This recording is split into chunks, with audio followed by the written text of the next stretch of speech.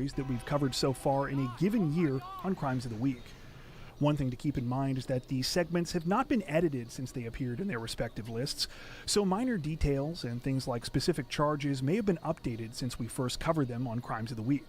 Also, if you like these videos, be sure to let us know in the comment section below, as well as keep an eye out for a similar one at the end of the week, where we'll be covering stories exclusively from our Crimes of the Week International series. With that out of the way, let's get into it.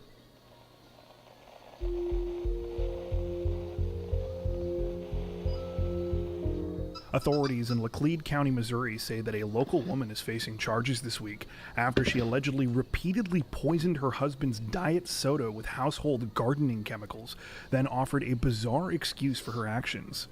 The investigation began on June 24th, when the unidentified male victim came into the Laclede County Sheriff's Office saying that he feared for his life.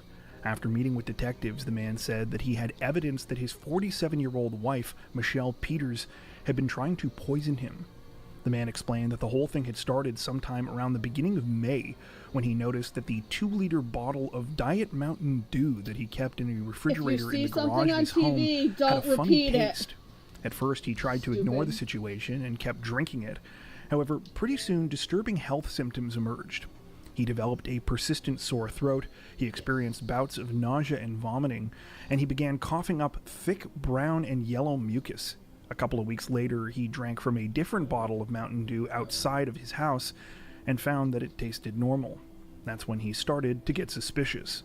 The man stated that he had checked a security camera in his garage and discovered footage of his wife going into the fridge. After taking his 2-liter bottle of diet soda out, she grabbed a bottle of Roundup weed killer and headed back into the house. The footage showed that she had returned both bottles to their respective places in the garage minutes later. The husband said that at first he kept trying to replace the bottles of Mountain Dew, but each time they were opened up by his wife. However, it wasn't until he set up a second camera that he allegedly caught her in the act. On June 23rd, he reportedly captured footage of her adding insecticide directly to one of the 2-liter bottles. After hearing this and being presented with the footage, police brought Michelle Peters in for questioning. When they showed her the video and asked her about it, she apparently replied that she mixed the Mountain Dew and weed killer because she saw it on Pinterest and thought it would make a stronger weed killer. However, she quickly followed this up with more incriminating statements, telling police she, quote, should have just divorced her husband, calling him selfish. Once Peters was placed under arrest, more of the story allegedly came out. That's when she told detectives that she poisoned her husband's soda because, quote, she had thrown him a 50th birthday party and he was not appreciative. Peters has now been charged with first-degree domestic assault and armed criminal action. She is currently being held without bond.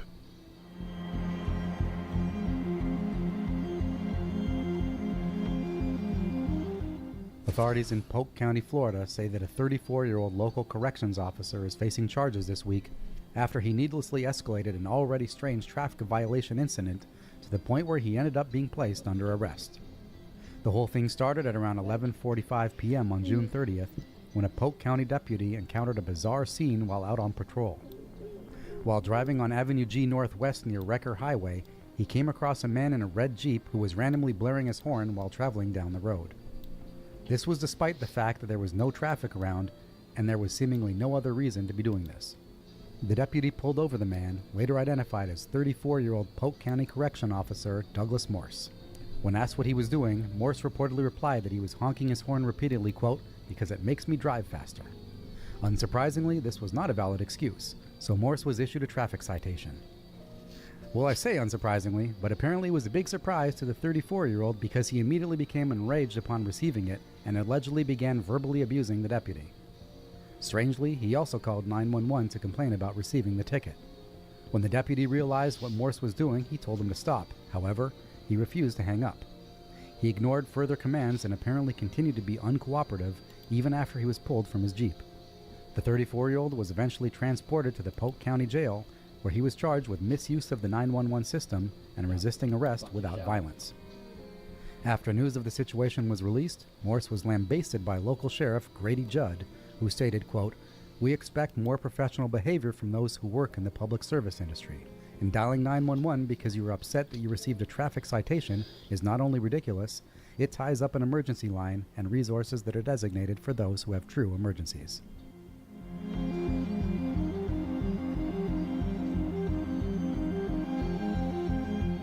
Authorities in Hennepin County, Minnesota say that a candidate for local public office is facing charges this week following a bizarre recent incident in which he allegedly terrorized a housemate, a situation that reportedly included tossing a live tarantula. The whole thing began a few weeks ago when the suspect in question, Marissa Simonetti, rented space in the 5-bedroom house where she was living to a local attorney named Jackie Vasquez. Jackie needed a quiet space to study for the California bar exam and was willing to pay for the short-term accommodation. At first, everything seemed fine. That was until Simonetti apparently decided that she wanted Jackie gone and was willing to go to pretty strange and disturbing lengths to achieve this. Simonetti, who is currently running for county commissioner in Hennepin County, later told the media that the problem started when Jackie began complaining about her accommodations. She claims that Jackie was upset by a, quote, spider infestation at the residence, and that she, quote, bombarded her with text messages about other problems there. This apparently angered Simonetti to the point that she decided to try and drive Jackie out of the house. Simonetti allegedly did this by unleashing a campaign of terror inside the home, one which included blasting Christian music, tossing items down the stairs, banging on pots and pans, and screaming at her housemate. However, it's the last thing that she did that has garnered the most attention. In an apparent reference to the previous spider infestation complaint, Simonetti reportedly went out and purchased a live tarantula, which she tossed onto a staircase inside the residence sometime during the middle of these unhinged antics. This took place on June 21st, after which police were called and Simonetti was arrested. She has now been charged with 5th-degree assault and misdemeanor domestic assault. In a bizarre interview after posting bail and being released, Simonetti denied any wrongdoing, appearing to place the blame for everything that had happened on Jackie. However, when asked direct questions about what had taken place, she contradicted herself. At first, she claimed that Jackie was a squatter who she was simply trying to get to leave the house, though later acknowledged that she had paid $1,500 to her as part of their arrangement. Why was she a squatter? Someone who's in your home not paying, who's been asked to leave multiple times, is considered a squatter. So she says she gave $1,500. She says that she did. Did she? She did stay for a period of time. So she paid for the time when she was there. You know, when you're living in someone's home, you're using their utilities, there are all kinds of things. I mean, it's just normal. So she paid, then why would she be a squatter? If you're not currently paying, you've been asked to leave, the money, any excess funds have been returned to you, then you are not there. She was trespassed on Thursday. She was asked to leave. It has since been reported that Simonetti does not in fact own the property where all of this took place, raising questions about whether she was legally allowed to rent out the space there in the first place. And were you allowed to sublet? That's a question that everybody wants to know. It's all pretty hazy, and it's a big house. Yeah, okay. When questioned specifically about the tarantula, Simonetti likened her actions to those of Kevin McAllister, the fictional character played by Macaulay Culkin in the 1990 movie Home Alone. She referred to the incident as, quote, kind of comical, defending her actions by arguing, quote, I mean, there is an element of humor to that movie, and at the end, what was I supposed to do? She finished by stating, quote, I'm good at creatively solving problems. At the end of the day, I didn't physically harm anybody. I'm a little unconventional in my ways, sometimes. I mean, I'm a silly goose. At the time of this recording, Simonetti is still in the race for Hennepin County Commissioner, where she continues to run under the now somewhat ironic slogan, Rebuilding Safety Through Family Values. However, it's unclear how much longer this will be the case, as additional reporting from local media has since unearthed a couple more skeletons in her closet. According to these reports, in 2016, Simonetti's real estate license was revoked due to, quote, fraudulent, deceptive, and dishonest practices. She was also previously sued by an ex-fiancé after he alleged that she tried to use his credit cards and money without his permission. You're not going to do it? Apparently not. Representatives from Ohio's Columbus Division of Police released some truly wild body cam footage this week following a bizarre early morning burglary spree in which a man allegedly broke into several businesses, including a pet store, all while dressed in a ridiculous leopard print onesie. Yeah, for The whole thing started just after Yeah, 'cause 3 they just a.m. killed on my July 9th Xbox. when Columbus police were alerted about a possible burglary in progress at a local Rooster's Chicken Wing restaurant in the city of Hilliard. Officers arrived at the scene to find the coming glass back. I front just door to the building had been smashed and that someone had clearly been was inside. gonna restart it. There was 'cause no that sign of helped the me. suspect. However, the Use your own situation charger quickly took a again, strange and turn get when it. officers began to notice that this wasn't the only Have to go business back to that had been start. broken into. Because I A didn't do it. Petland store in the same I shopping couldn't, so no plaza big deal. had a number of its windows smashed as well, and there were now several animals running around in the plaza. Among them were a dog, multiple birds, and at least 2 rabbits. Police were still in the process of investigating and catching all of the loose animals when they received a call about yet another burglary.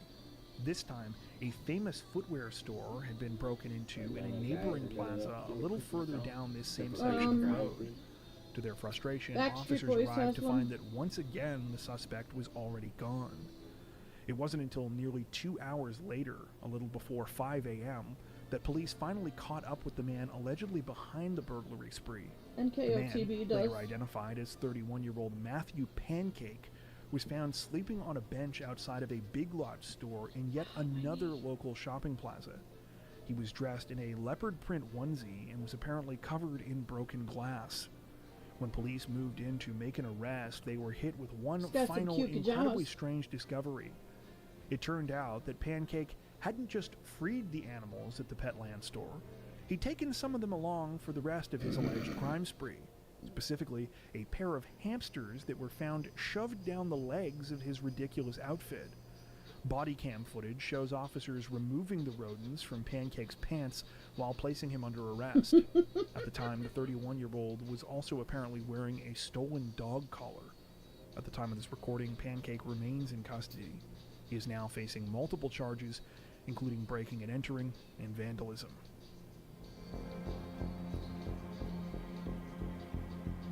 He kept 2 of the hamsters and had them in his Authorities in Muskingum County, Ohio, say that a 34-year-old woman pleaded guilty to more than 24 charges last week after she spent years terrorizing local emergency responders with fake 911 calls. Crimes which they say not only routinely ate up valuable resources, but in one case resulted in another person's death.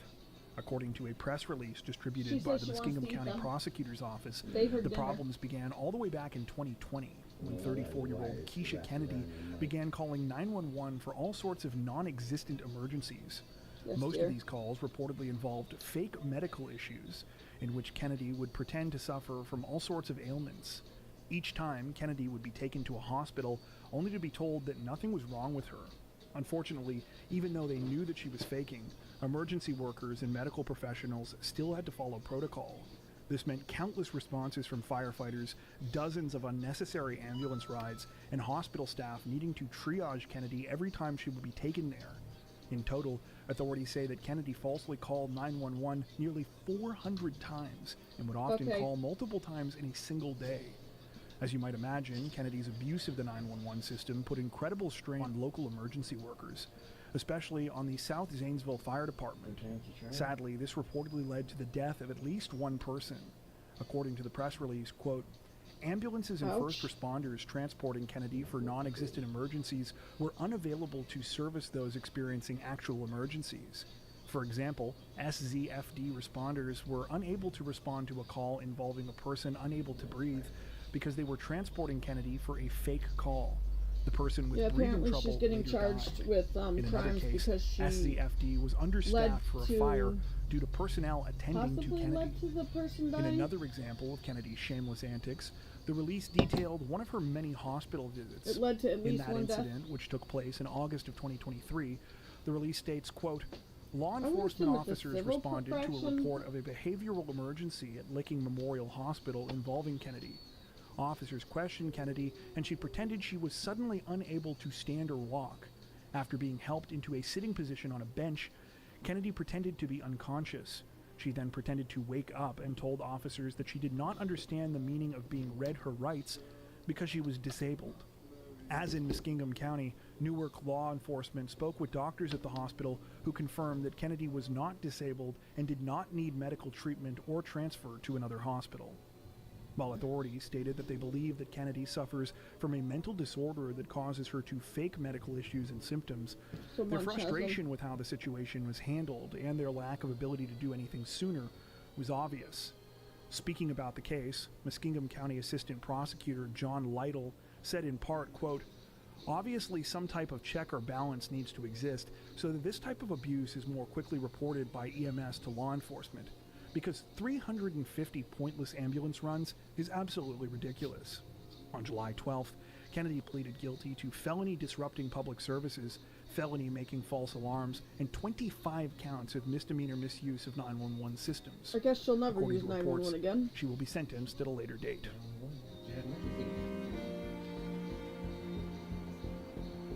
I wonder if that 2 of 3 is me. Authorities with Florida's Indian River County Sheriff's Office say that they dealt with a bizarre trespassing case this week after they found a strange man prowling around a retirement community, and he offered quite the novel excuse for his actions. The whole thing started just before 3 a.m. on July 17th, when Indian River County Police began receiving calls about an unknown man who was trespassing on the grounds of an independent senior living community in the city of Vero Beach. When officers went to check the situation out, they immediately got quite the surprise.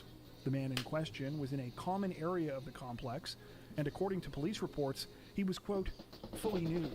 We It have turned proof, out so that there's police no reason actually we should knew be getting him, kicked too. out of this. His name was Gregory Gornell, and he had previously been caught for trespassing here before.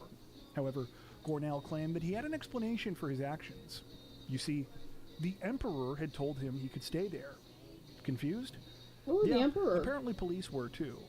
When asked what he was talking about, Gornell told officers that the retirement community was, quote, under new management, and that the Emperor told him he could stay there. The 44-year-old also stated that he was, quote, staying at the facility because he was the Emperor's helper. Officers asked Gornell how It's they cute, could get but in it's touch not. with this It really so-called isn't Emperor, anything you should laugh to at which either. Gornell apparently replied, quote, through the electric lines. I said it's cute. At this point, the 44-year-old was arrested and charged with misdemeanor trespass. It seems that his My previous child, criminal where are history you? may also offer some insight into his bizarre behavior. According to reports, he has a number of previous convictions for drug-related crimes, including cocaine possession, marijuana possession, and possession of drug paraphernalia.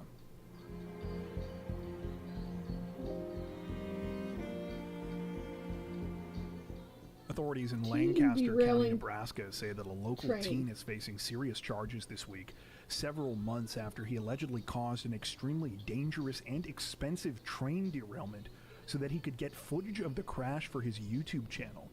According to reports, the wild incident took place back on April 21st, when the train in question, which was owned and operated by BNSF Railway, was on its usual route to deliver coal to a power plant in Nebraska City. The train was passing through the city of Bennett when suddenly its conductor noticed that something wasn't right. As he was approaching a crossing at the intersection of Monroe and Juniper Streets, he could tell that one of the track switches was misaligned. He attempted to perform an emergency stop, but unfortunately, it was already too late. 2 of the locomotives, as well as 5 of the train's cars, veered off the tracks, slamming into another empty coal car seconds later. Thankfully, the derailment was nowhere near as bad as it could have been. Neither the locomotive or the cars flipped over, and no one was injured. Still, the whole thing resulted in more than $350,000 worth of damage. Ouch. When officials were sent out to the scene to investigate, they quickly began to suspect that the situation was no accident. Part of this had to do with the misaligned switch itself. Upon closer examination, a padlock for the device was found to be missing, indicating it had likely been tampered with. However, what was even more Caught of a with channel giveaway locks? was the behavior of a 17-year-old boy at the scene who claimed to be a witness. Let's just say he wasn't exactly subtle. Upon seeing an investigator arrive to inspect the crash scene, the teen immediately came over to them. The boy, who is described as a train enthusiast in court reports, proceeded to ask the investigator what had happened. When the investigator said they didn't know yet, the boy reportedly replied, quote, obviously a switch was flipped the wrong way. Understandably, this caught the attention of the investigator, who began asking more questions of the 17-year-old. He denied trespassing in the area or tampering with the switch, but allegedly went on to show the investigator footage he had recorded of the derailment on a camera he brought with him. Witnesses later claimed that they had seen the teen setting up this same camera on a tripod just 4 minutes before the crash. As unbelievable as all of this already was, the case gets even more ridiculous from here. Authorities allege that a few days later, the teen posted footage of the incident to his YouTube channel, ZUnit6. In the video, which the 17-year-old also apparently sent to a local news outlet, he can be heard reacting during the derailment as if he's totally shocked by what's going on, saying, quote, "Oh my God, oh my frickin' God," and "Are they okay?" The teen titled the video, quote, "Most insane video I've ever taken," in all capital letters. This week, the 17-year-old was charged with 2 counts of criminal mischief causing damage worth more than $5,000, on the 11th, both of which are felony charges. He has not been identified due to his age, though prosecutors have already filed a motion to have the case transferred from juvenile to adult court. If convicted, the teen could be looking at penalties ranging from a $15,000 fine to 7 years in prison. Inside lasagna? A nurse busted. Authorities in LaPorte County, Indiana, say that a local prison nurse's aide landed herself behind bars recently after she allegedly tried to smuggle drugs into the facility where she worked inside of her lunch. She put drugs in her took place on lasagna. July 3rd when the woman in question, Drugs. 46-year-old Regina Davis, showed up for work at the Indiana State Prison. Like every other employee, Davis was required to put her belongings through an X-ray machine before she could begin her shift. At first, everything seemed normal. Davis walked through the machine herself with no issues, and most of her personal items were cleared as well. However, things went sideways as soon as she put her food through the scanner, and one of her coworkers noticed that the large lasagna she had brought for lunch looked a little funny. Another employee was called over, and they agreed that they needed to take a closer look. Unfortunately for Davis, her coworkers found more than homemade meat sauce when they began peeling back the lasagna's layers. It turned out that this particular recipe included 3 ounces of cocaine and more than 1.5 ounces of marijuana. The drugs were concealed in several packages and wrapped in electrical tape. At first, Davis tried the whole "I have no idea how that got there" routine, saying that she had been given the lasagna by a friend at a tattoo parlor. However, when a search of her phone was conducted, photos of the drugs wrapped in the same packaging were found, proving that she was lying. At this point, Davis changed her story, saying that she had been receiving disturbing calls from unknown numbers and individuals. These people had been threatening to hurt her and her brother, who she said had just been released from a prison work program in South Bend. The 46-year-old stated that she was instructed to pick up the drugs and take them into the prison where she worked. When she was in one of the nursing rooms, a man would come and say that they were there to pick up foot cream, at which point she was supposed to hand over the smuggled drugs. While it's unclear if there is any truth to this story or not, in the meantime, Davis was arrested on 2 felony drug trafficking charges. She was freed on $1,500 bond and is due to appear back in court on August 2nd.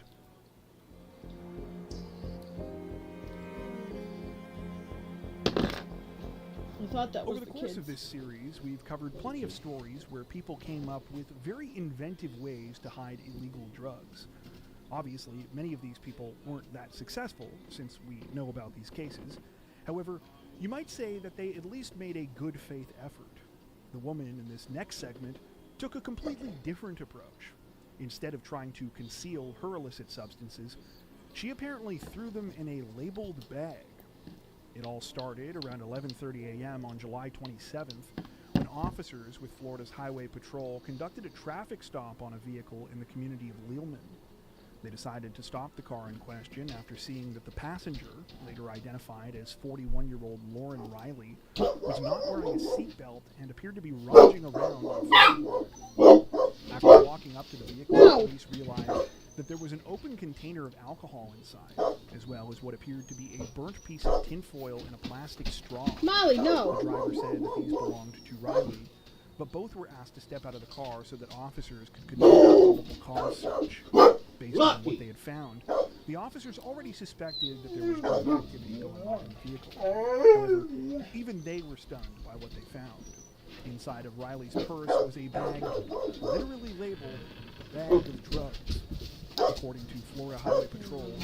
Hi. Drugs It's been a contained Why? precisely what the label No, it advertised. started yesterday. We're letting go because Johnny and Jane. 1.71 grams of crack cocaine, And we haven't had that 3.25 grams of powder cocaine, So it's one been and a a half couple of hydromorphine days. 2 amphetamine no, but today was worse. Xanax pills, and a variety of other drug Today was paraphernalia. Oh, Riley was arrested on a yeah, number hold on. of I drug could charges, shut as off well the as a drug paraphernalia charge. Like- The driver, meanwhile, was arrested for having an open container of alcohol.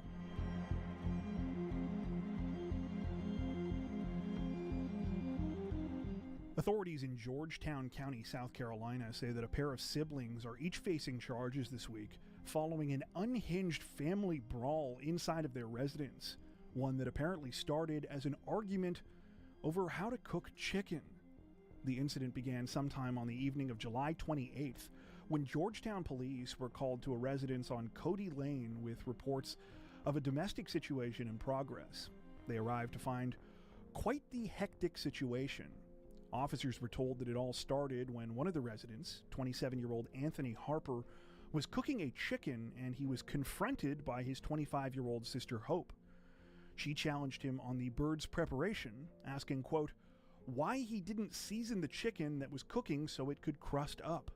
When Anthony replied, quote, I know how to cook and Grammy was going to season the chicken, Hope reportedly shot back with, quote, you're not human, you're a dumb dog. That was the point when all hell apparently broke loose. According to witnesses, Anthony began punching and pushing Hope as another sibling stepped in and tried to restrain him. As the two continued to scrap, yet another person inside the residence went and grabbed a handgun, firing a warning shot into the air, evidently believing that this would calm the situation. Instead, all it appears to have done is damage the ceiling. At some point, things escalated further when Hope allegedly grabbed a steak knife and began swinging it around and chasing her brother. Anthony ran away, yelling, quote, she's going to kill me, prompting their grandmother to come out of her room. Armed with a broom, the elderly woman was able to wave Hope off, who put the knife back in the kitchen.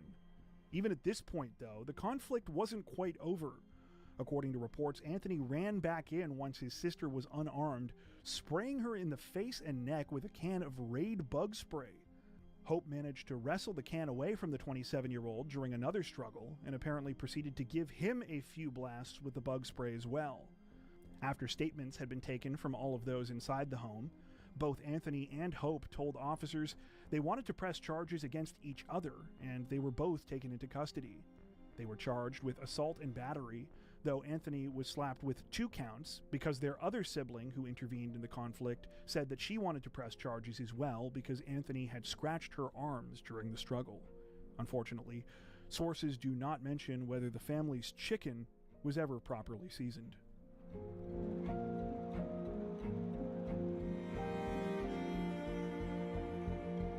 Authorities in New Haven, Connecticut say that they were left absolutely speechless this week after a man allegedly attempted to steal a police cruiser while an officer was still actively inside the vehicle. According to reports, the whole thing started not long before 11 p.m. on August 4th outside of a New Haven police substation. The cruiser in question was parked outside of the station, and one of the officers had gone inside, leaving his partner in the passenger seat who was filling out some paperwork. The first officer was only gone for a short time. However, that was all it took for the situation to go completely off the rails. As the second officer was seated in the vehicle, he was approached by a man, later identified as 49-year-old Stacy Footman. After walking up to the patrol car, Footman began yelling for the officer to get out. Evidently believing that Footman needed help, the second officer unlocked the cruiser's doors and started exiting to see what was going on. He only made it part of the way out of the car before Footman allegedly hopped in through the driver's side door and tried to steal the vehicle. The second officer was able to quickly get back in, grabbing the steering wheel as Footman hit the accelerator. In the resulting chaos, the cruiser was sent speeding around the corner and slamming into a church, though thankfully no other drivers or pedestrians were hurt. Moments later, the first officer ran back outside and placed Footman under arrest. He and the second officer were both taken to a local hospital to be treated for minor injuries.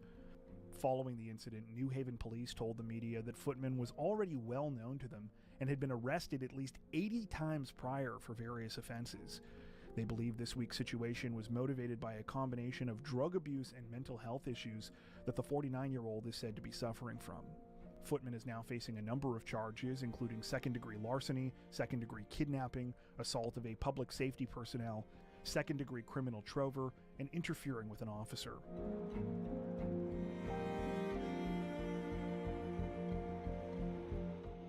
Authorities in Des Moines, Iowa say that a 48-year-old man is facing serious charges this week following a wild incident in which he allegedly shot his elderly father after the man made a comment about his foot odor. According to reports, the whole thing started at around 9:30 p.m. on August 11th when police were dispatched to a home on the 2700 block of Monarch Drive in the city of Burlington. A 48-year-old man, later identified as David Carpenter, called 911 saying that he had just shot his father during the middle of an argument. When officers arrived at the scene, they found the victim, 74-year-old William Carpenter, suffering from a gunshot wound. He was rushed to a hospital and thankfully survived. William and David were both questioned by investigators, revealing the true ridiculousness of the situation. The two were apparently watching TV in the living room of their home when William told his son he had stinky feet. Apparently, this one comment was enough to send David into a full-blown rage. During a subsequent argument, David went into his room, retrieved a gun, and shot his father in the face while he was sitting in his mobility scooter. To top it all off, this apparently happened while two children under the age of 14 were present. Though David claimed the gun had gone off accidentally, it seems that police did not buy the excuse.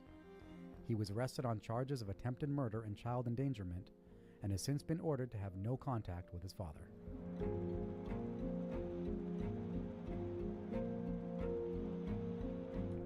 Authorities in Gulfport, Mississippi put out a hilarious and valuable PSA about always double-checking who you're contacting this week after an officer got quite the interesting proposition during a wrong number text exchange. According to reports, the whole thing started around 10 p.m. on August 16th, when an officer from the Gulfport Police Department received a text from an unknown number. The message simply said, "Yo." And when the officer responded, it was obvious that this person clearly thought they knew him. Things quickly got more interesting when the unknown person asked the officer if they wanted to smoke before implying that they had some high-quality marijuana. Unbelievably, when the officer replied, quote, "I don't think I'm going to be able to smoke with you," the person replied, quote, "Bruh, we smoke all the time." At this point, the officer attempted to let the unknown messenger know that they had the wrong number. When he did, though, he received this incredulous response, quote, "Bruh, stop cappin'." For those unfamiliar, cappin' is slang for lying. Rather than continue at this point, the officer responded with a picture of himself holding his badge, as well as a message that read, "No cap." As you might imagine, that's when the exchange came to an abrupt end.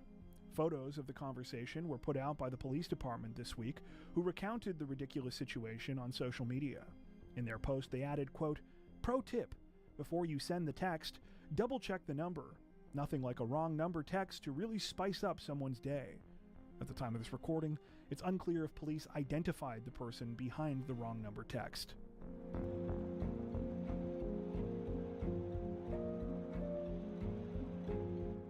Authorities in Maricopa County, Arizona say that a would-be bandit was quite literally caught with his pants down this week when he and an accomplice attempted to steal a motorcycle but were foiled by some pretty embarrassing home surveillance footage.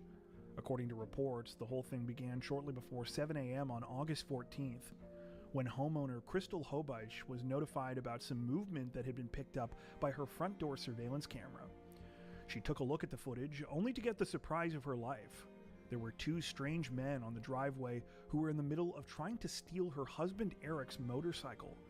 The man had clearly come prepared for the theft and had a car with a trailer waiting at the bottom of the driveway. As Crystal was about to learn, one thing they clearly didn't bring, though, was a belt. As one of the men worked to get the bike down the driveway, his pants comedically fell down, exposing his full butt to the camera. As surreal as the situation was, Crystal didn't hesitate and immediately jumped into action. As she was dialing 911, she also began banging on her front window. To her relief, this was enough to scare off the bumbling burglars, who left the bike and took off in their vehicle moments later. When police arrived, the men were gone, though the attempted theft had been immortalized on the surveillance video, butt crack and all. That footage has now been released both to help identify the perpetrators and, well, quite frankly, because it's funny. Speaking about the situation afterwards in an interview, Eric told reporters, quote, "I want this video to get as much exposure as possible. Exposure because of the butt. But as many people to see the video as possible so we can find these guys and hopefully get them some good-fitting pants in jail." He also said that he has since started locking up his motorcycle at night.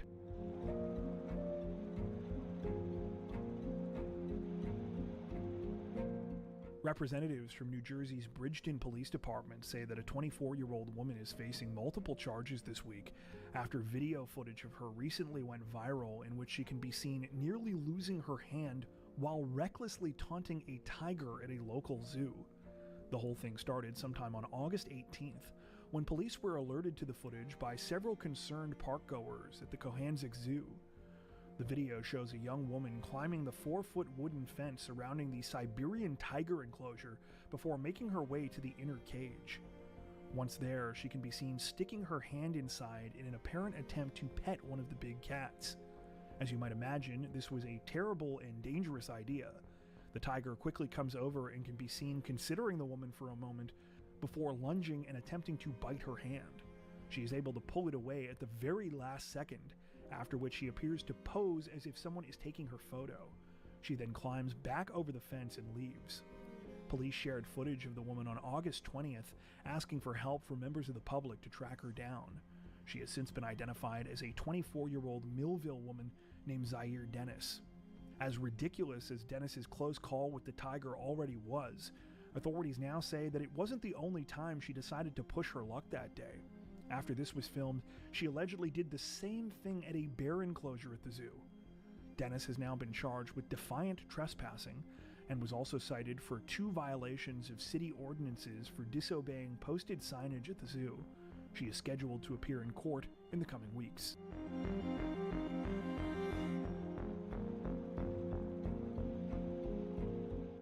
Authorities in Porter County, Indiana say that they recently had to respond to the scene of a rather unique food fight after a 28-year-old Chicago woman allegedly attempted to shamelessly exploit an all-you-can-eat special at a popular nationwide restaurant chain. The whole thing started on the evening of August 2nd, when police were called about a disturbance at an Applebee's restaurant in the city of Portage. Dispatchers informed them that they had received reports that a party of diners at the restaurant were screaming and making threats due to a dispute over the conditions of a menu special there. That dispute was with Applebee's $15.99 limited-time all-you-can-eat special. Apparently, a woman, later identified as 28-year-old Shanisha Cobbs, had come in with 2 other adults and several juveniles. They proceeded to order a single one of the specials, which they allegedly used to feed the entire table. When staff noticed this and the manager informed Cobbs that she and her party were being charged for an additional meal, she promptly freaked out. When police arrived at the scene and attempted to get to the bottom of what was going on, Cobbs and her group argued that the Applebee's menu never specified that they couldn't all eat off of one order. Of course, this was not true, and officers were quickly given a menu that clearly stated that the $15.99 price was per person. Personally, I have a hard time believing anyone was genuinely confused by this. I mean, it's all you can eat after all, not all y'all can eat. When Cobbs was informed of this, though, she did not take it well. She allegedly continued to yell and scream, picked a fight with another random pair of diners, and despite repeated warnings from police and attempts by her friend to calm her down, would not listen. Eventually, she was taken into custody for disorderly conduct. According to reports, Cobbs' shameless attempt to get a cheap meal could now cost her a lot more than an extra charge on her bill. She's looking at up to 180 days in jail, plus a $1,000 fine.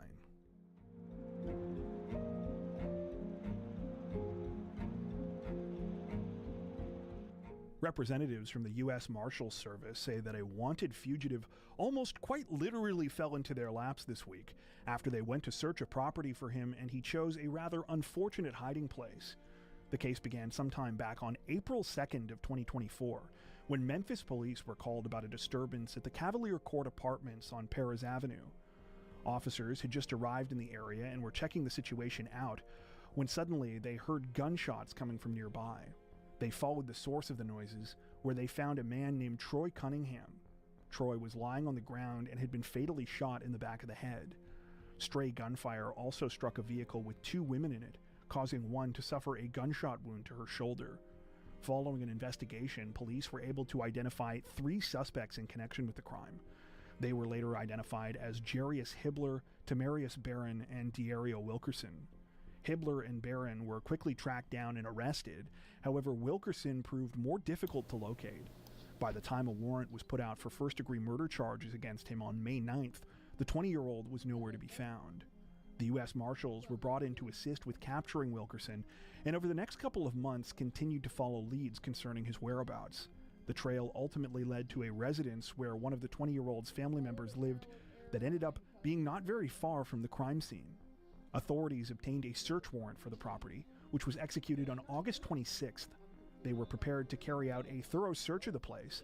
However, that turned out not to be necessary. Shortly after they began looking around, Wilkerson, who had been hiding in the attic, came crashing through the drywall of the ceiling, Christmas Vacation style. Reports don't mention if he was wistfully watching old home movies up there on a reel-to-reel film projector, but what we do know is that, much like Clark Griswold, Wilkerson wasn't injured from the comedic fall. Following the incident, he was immediately taken to jail.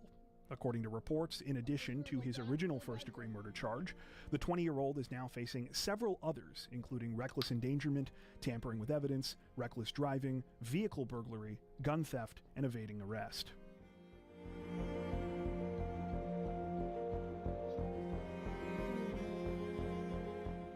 Representatives from the Las Vegas Metropolitan Police say that a woman is facing charges in connection with quite the bizarre and unsettling burglary case this week, after she allegedly broke into a local funeral home and carried off one of their caskets with a body inside. The incident began sometime in the early morning hours of August 27th, when Las Vegas police received a call about a dead body outside of a business. The caller stated that the person was lying face down in front of the Affordable Cremation and Burial Service funeral home, right near the intersection of West Charleston Boulevard and Rancho Drive. When officers arrived at the scene, they found the body as described, though it quickly became clear that the situation was stranger than they ever could have imagined. The body in question was lying in some rocks near the front walkway of the business, and its feet were covered with plastic bags. An empty casket was also found on the nearby sidewalk. Police were soon able to review surveillance footage from the funeral home, which revealed what had happened. The video allegedly showed a woman smashing a front window at the business and then reaching in to unlock a door. The woman had gone on to make a number of trips in and out of the funeral home, including one in which she had dragged the casket containing the body outside. Employees at the funeral home were able to verify that the body had originally been brought there on August 20th. A viewing for the deceased person was held the day before the strange incident. 2 days later, the alleged thief was caught after she was recognized at a local convenience store. She has since been identified as 47-year-old Patricia Sierra. When questioned about the crime, Sierra apparently blamed substance abuse problems, saying that she didn't remember doing it and, quote, blacked out from drinking 6 beers. She was arrested and is now facing charges of grand larceny, burglary of a business, and removing, transforming, or disturbing human remains.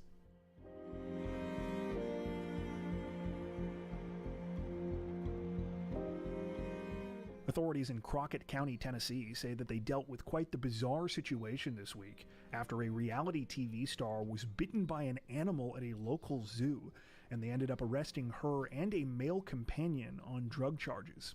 The whole thing began sometime on September 2nd when police were called about a situation at the Tennessee Safari Park in the town of Alamo. They, as well as other emergency responders, were dispatched to the zoo after learning that a female guest there had been bitten by a camel. As weird as this already was, things were about to get even stranger, because according to reports, the victim of this camel bite was 36-year-old reality TV star Amy Slayton Halterman. Slayton Halterman is one of the main characters in the TLC show 1,000 Pound Sisters. The program, which began in 2020, documents the lives of Slayton Halterman and her sister Tammy Slayton, who at the time weighed a combined total of more than 1,000 pounds. When officers arrived at the scene that day, the 36-year-old was immediately tended to, but something else quickly caught their attention. In a subsequent report, they stated, quote, deputies were immediately overtaken by suspicious odors coming from the guest's vehicle. The officers performed a search of Slayton Halterman's vehicle, allegedly recovering both marijuana and magic mushrooms. As a result, after being bandaged up for her camel bite, the 36-year-old was arrested along with her male companion, Brian Scott Lovern. The pair are each now facing charges of possession of a Schedule I drug, illegal possession of a Schedule VI drug, and 2 counts of child endangerment, since Slayton Halterman's 2 young boys were with them at the time. According to reports, the boys were later picked up by the 36-year-old's sister/co-star. Go out too.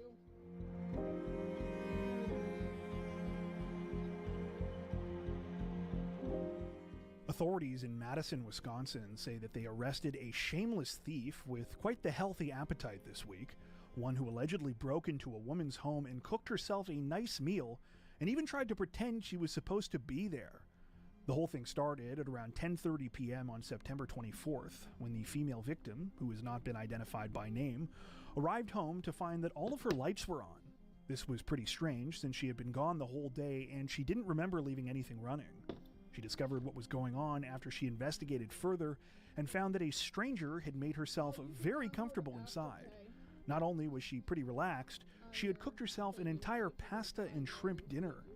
The victim understandably called police, who arrived at the scene about 10 minutes later. That's when things got even weirder. After officers called out to the suspect, later identified as Joanna Kelly Lee, she greeted them at the door. However, she tried to claim that there was no issue. She stated that she had met the female victim at a coffee shop earlier that day and that she had given her the keys to her home. The victim denied this, saying that she never gave Lee permission to do anything, let alone come inside and eat her food. Lee was arrested, but it wasn't until later that authorities filled in the final details. Apparently, Lee had sifted through the victim's mail after breaking in so that she knew her first name and some other details about her. Lee has now been charged with burglary and criminal trespass and remains in custody at the Dane County Jail. Before we wrap up, we'd like to take a second to give a huge shout out to everyone who has made it this far into the video. Seriously, thank you so much for watching.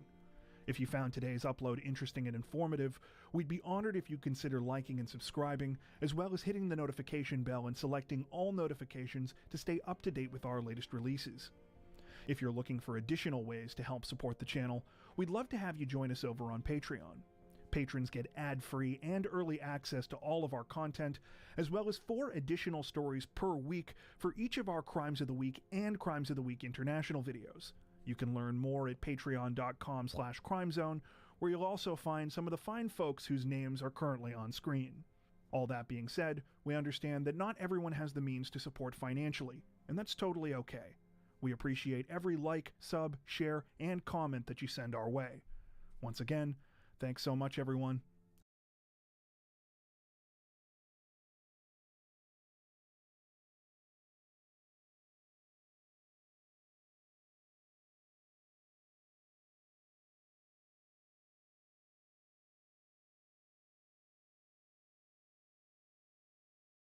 If you missed our announcement earlier this week, we're going to be taking a bit of a break from Crimes of the Week and Crimes of the Week International for the holiday season. Don't worry, we'll be back with all new episodes starting in January, but until then, we've got a bunch of interesting compilations that we hope you'll enjoy. Today, we're going to be looking at some of the best stories from past Crimes of the Week episodes, featuring victims who fought back. These are cases where the targets of crimes refused to cooperate, or else threw a wrench in the plans of criminals in some other way. One thing to keep in mind is that these segments have not been edited since they appeared in their respective lists, so references to specific charges as well as other small details may no longer apply. Alright, enough said, let's get into it.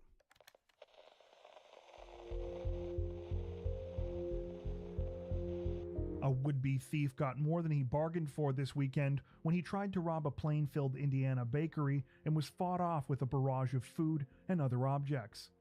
According to reports, 25-year-old Matthew Marshall walked into the Two Chicks Whiskey business on Saturday afternoon, dressed in a ski mask and gray pants.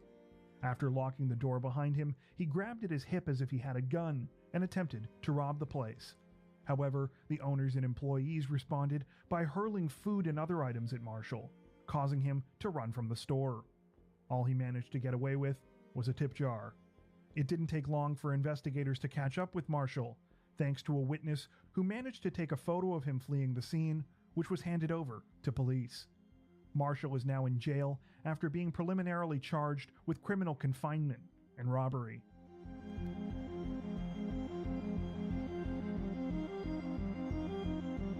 Police in Aiken County, South Carolina, say that a suspect in a home invasion case this week is dead after one of the homeowners fought back.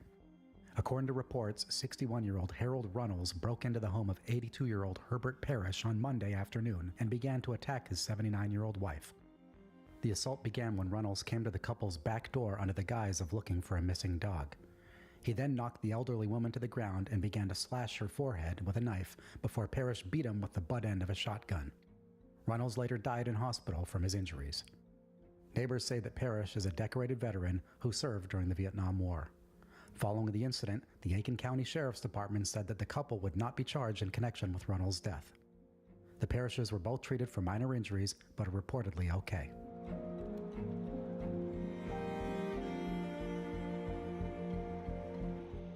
This week, it was reported that an 11-year-old Florida girl managed to escape from an attempted kidnapping unharmed, thanks in part to information she had learned from the television program Law & Order SVU. The incident took place at around 7 a.m. on Tuesday, when Alyssa Banal was waiting at her school bus stop in Pensacola while playing with some homemade slime. Out of nowhere, a white Dodge Journey SUV pulled up nearby, and a man got out and ran towards Alyssa, trying to take her. Thanks to the TV show Alyssa watched with her mother, she reportedly knew that she needed to fight back. Despite the fact that her attacker was armed with a knife, that's exactly what she did. Surveillance video managed to capture the attack as it unfolded, and Alyssa could be seen struggling with her assailant before he dropped her and ran away. However, there was one additional thing that Alyssa managed to do that would help authorities take down the suspect. Knowing that she needed to leave behind evidence, she wiped as much of her homemade slime as she could on the would-be kidnapper. When police tracked the suspect down a day later, blue dye from the slime was found on his arms, and pieces were found on his clothing. The man has since been identified as 30-year-old Jared Stanga. Stanga has now been charged with attempted kidnapping, aggravated assault, and battery. His bond was set at over $1.5 million on Wednesday.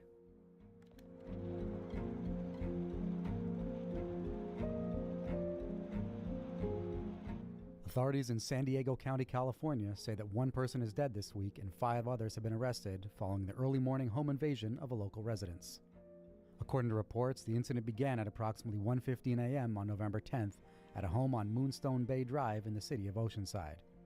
That's when the 6 suspects, more than one of whom was allegedly armed, attempted to break in and rob the homeowner. Once the suspects were inside, a struggle ensued, causing the homeowner, who has not been identified by name, to grab his own gun. He then began to shoot at the intruders, who allegedly returned fire. At some point, one of the suspects, identified only as a 31-year-old man, was struck by a bullet fired by the homeowner. After this, the rest of the suspects fled. When police arrived at the scene, they attempted to administer first aid to the 31-year-old suspect, but he died from result of his injuries. A short time later, a vehicle was pulled over nearby that supposedly contained the rest of the fleeing suspects. One of them had also sustained a gunshot wound, though his injuries are said to be non-life-threatening. The 5 suspects were arrested and have since been identified as 29-year-old Deshaun Ingram, 21-year-old Eric Dunnigan, 21-year-old Michael Simmons, 24-year-old Jalen Harvey, and 25-year-old Sidney Tucker. In addition to robbery charges, all 5 suspects are now facing murder charges in connection with the death of their 31-year-old accomplice. Even though the suspects did not shoot the 31-year-old, they're accused of being involved in the crime that led to his death. At the current time, the homeowner is not facing any charges and is not suspected of a crime.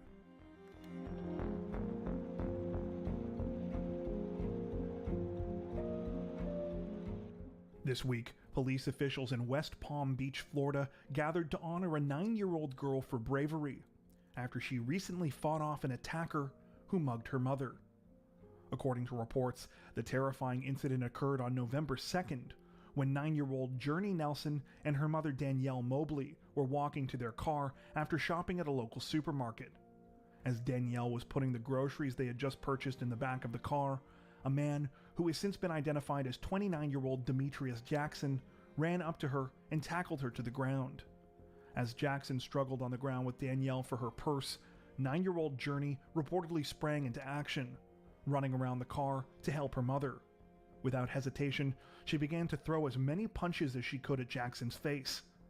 Though Journey was pushed to the ground by Jackson, who managed to take off with Danielle's purse, she still chased after him for 5 blocks before he got away. The police later caught up with Jackson, and he was arrested and charged with robbery and battery. While authorities generally recommend against members of the public taking matters into their own hands in situations like this, they commended Journey for her bravery in trying to stick up for her mother. Speaking about CCTV footage that captured the robbery taking place, West Palm Beach Police Chief Frank Adderley commented that it looked like Journey had hit Jackson pretty hard. In addition to a medal, Journey was presented with a Target gift card at a celebration in her honor this week.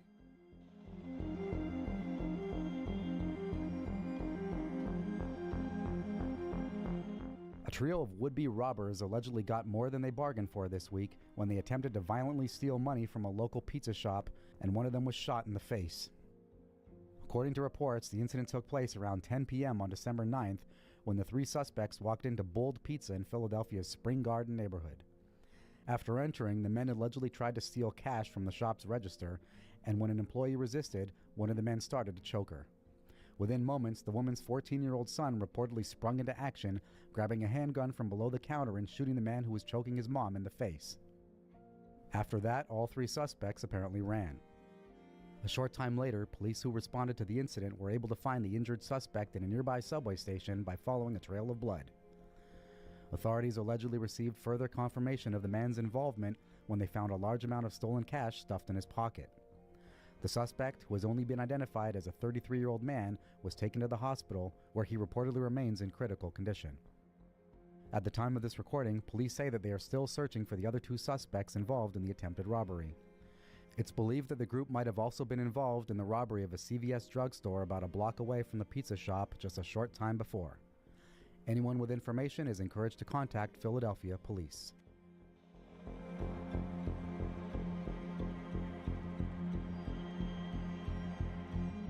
Authorities in New Orleans, Louisiana, say that a would-be mugger recently got more than he bargained for after he assaulted the mother of a teenage powerlifter who proceeded to chase him down and tackle him.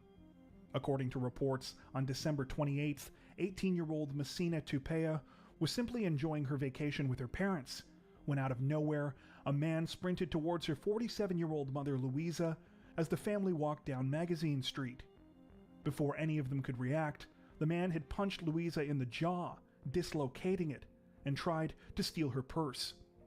Though the attacker soon gave up on his attempt to steal the purse and tried to flee the scene, Messina decided she couldn't let him escape and sprung into action. The teenager managed to catch up to the suspect when he was tripped by a bystander.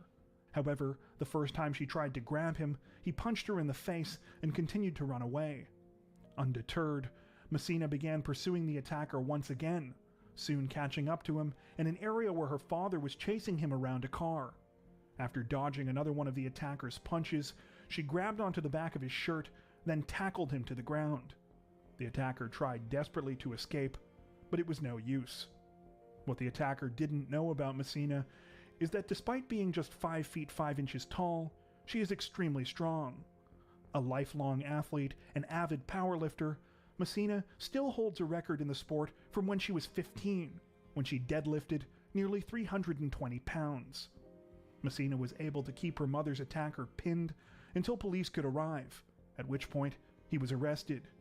The man was subsequently identified as 36-year-old Augustus Taylor, who is now facing 1 charge for purse snatching and 2 others for simple battery. According to reports, Taylor has pleaded guilty to battery charges in New Orleans at least 4 times since 2010. Despite the unfortunate incident, Messina said that she and her family still enjoyed their trip. In interviews with local media, she said, quote, "My parents told me that stuff happens, but you can't let stuff like that affect how you perceive places. Although it sucks it happened to us, we're glad someone like that is off the street."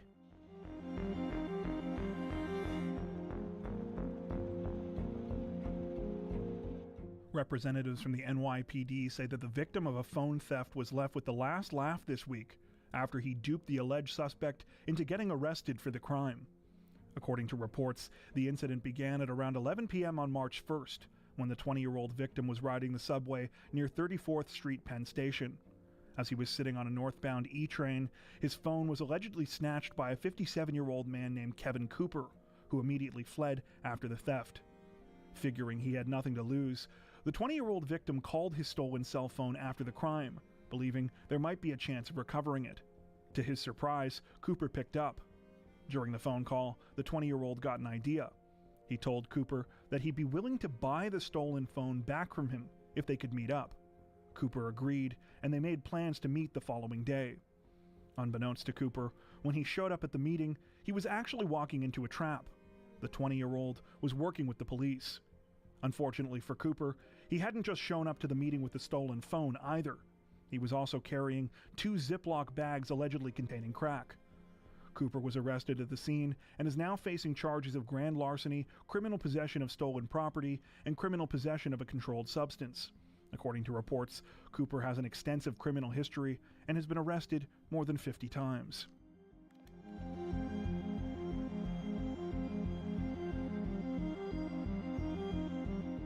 Authorities in Ventura County, California say that a would-be burglar was recently on the receiving end of a nasty beating after he broke into a residence and grabbed a number of items, only to be caught in the act by the homeowner. According to reports, the incident took place just after 6 p.m. on April 1st, when 60-year-old Sal Marcato returned to his home in Oak Park and discovered that he was being burglarized. A man he didn't recognize was sitting in a parked SUV outside of his house, while a second man, 43-year-old Alexis Provoste, was allegedly inside taking whatever items of value he could find. Upon realizing what was happening, Sal rushed inside his house and immediately confronted Provoste, punching him in the face. As Provoste pushed past Sal and tried to escape, the 60-year-old punched him again, this time sending him to the ground in the front yard. Though Provoste continued to try to make it to the getaway vehicle where his accomplice was waiting, Sal didn't give him the chance, proceeding to rain down more blows on him while keeping him restrained. When it was clear Provoste wasn't getting away, his accomplice sped off without him. When police arrived at the scene, Sal handed Provoste over, who by this time had a number of cuts and bruises to his face. A search revealed stolen property in his pockets, and during the commotion, Provoste had also dropped a laptop and high-end camera he had stolen from Sal's house. The 43-year-old was taken to jail and subsequently charged with first-degree residential burglary and conspiracy. Investigators now say they believe that Provoste, who is a Chilean national, is part of a so-called South American theft group. According to reports, these thieves are believed to take part in a sort of crime tourism, where they come to the U.S. on a 90-day visa with the intention of burglarizing wealthy homeowners. At the time of this recording, Provoste remains in police custody, with his bail set at $150,000. The identity of his alleged accomplice is currently unknown.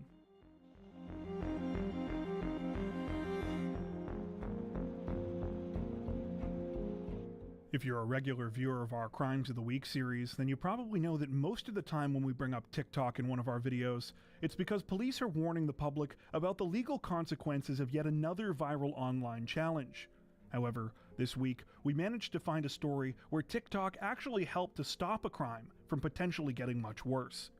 According to reports, it all started on the afternoon of April 10th, when a woman from Hickman County, Tennessee, was visiting her brother. At some point, the woman's ex-boyfriend, 31-year-old Jonathan Smith, showed up at the property, and the woman agreed to leave with him in his truck. Things soon took a dark turn when the pair got into a physical altercation while driving down Highway 100, causing the woman to ask to be let out of the vehicle. Smith reportedly refused before grabbing a screwdriver and threatening the woman, telling her that if he couldn't have her, no one could. Realizing that her life was now in danger, the woman waited until Smith stopped at a gas station near Highways 100 and 46 before trying to call for help. She decided that the best way to do this without drawing Smith's attention would be to use a signal for domestic violence that she had learned on TikTok. Once inside the gas station, the woman made eye contact with the store's cashier, before putting one of her palms forward, tucking her thumb in, and closing her four fingers over it. The cashier repeated the gesture back to the woman, acknowledging that he understood what she had done, and began to stall Smith at the register while other employees at the location called 911. Unfortunately, Smith figured out what was going on before police could arrive at the scene, and he forced the woman back into his truck. He sped off from the gas station just as an officer from the Hickman County Sheriff's Department pulled up. The officer was able to follow Smith's truck, initiating a chase that lasted for nearly 15 minutes. The situation finally came to an end when Smith lost control of his vehicle in Dixon County and crashed his truck into a creek. He was captured while trying to flee on foot, and the woman was safely rescued without any injuries. At the time of this recording, her name has not been released. Police have since credited the hand gesture that the woman learned on TikTok with saving her life, saying that this isn't the first time it has helped to successfully rescue a domestic violence victim in danger. If you recall, we covered a similar story like this back in November of last year, where a 16-year-old North Carolina girl was rescued after she flashed the hand signal at passing motorists in Kentucky. Though the hand gesture was technically created by the Canadian Women's Foundation, it has since been popularized on many social media channels, particularly on TikTok. At the time of this recording, Jonathan Smith remains in police custody and has been charged with aggravated kidnapping and aggravated domestic assault.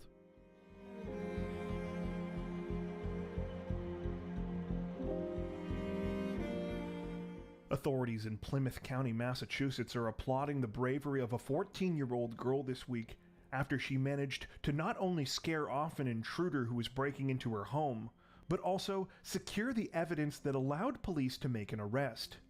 According to reports, the incident took place at around 7:20 a.m. on April 15th, when 14-year-old Avery Cormier awoke to the sounds of someone breaking into her home in the town of Middleborough. Instead of being paralyzed by fear, Avery immediately sprung into action, grabbing a pair of knives from the kitchen and confronting the male intruder. When the suspect saw Avery and heard her screaming at him to get out of the house, he immediately ran for it and fled back to his truck to drive away. However, Avery's quick thinking continued, and she was able to pull out her cell phone fast enough to capture video of the suspect's vehicle and his license plate. Police used the information Avery provided to track down the intruder a short time later, and he was arrested. He was subsequently identified as 58-year-old Joseph Ridge. Ridge is now facing charges of aggravated breaking and entering during the daytime, trespassing, and disorderly conduct.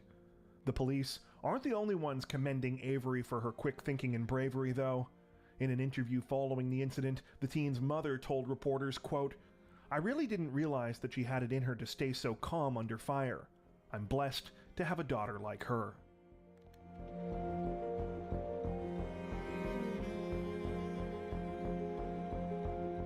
Authorities in Clark County, Washington say that a suspected serial armed robber got more than he bargained for this week when he tried to hold up a gas station convenience store and was attacked by the store's cashier with a can of bug spray.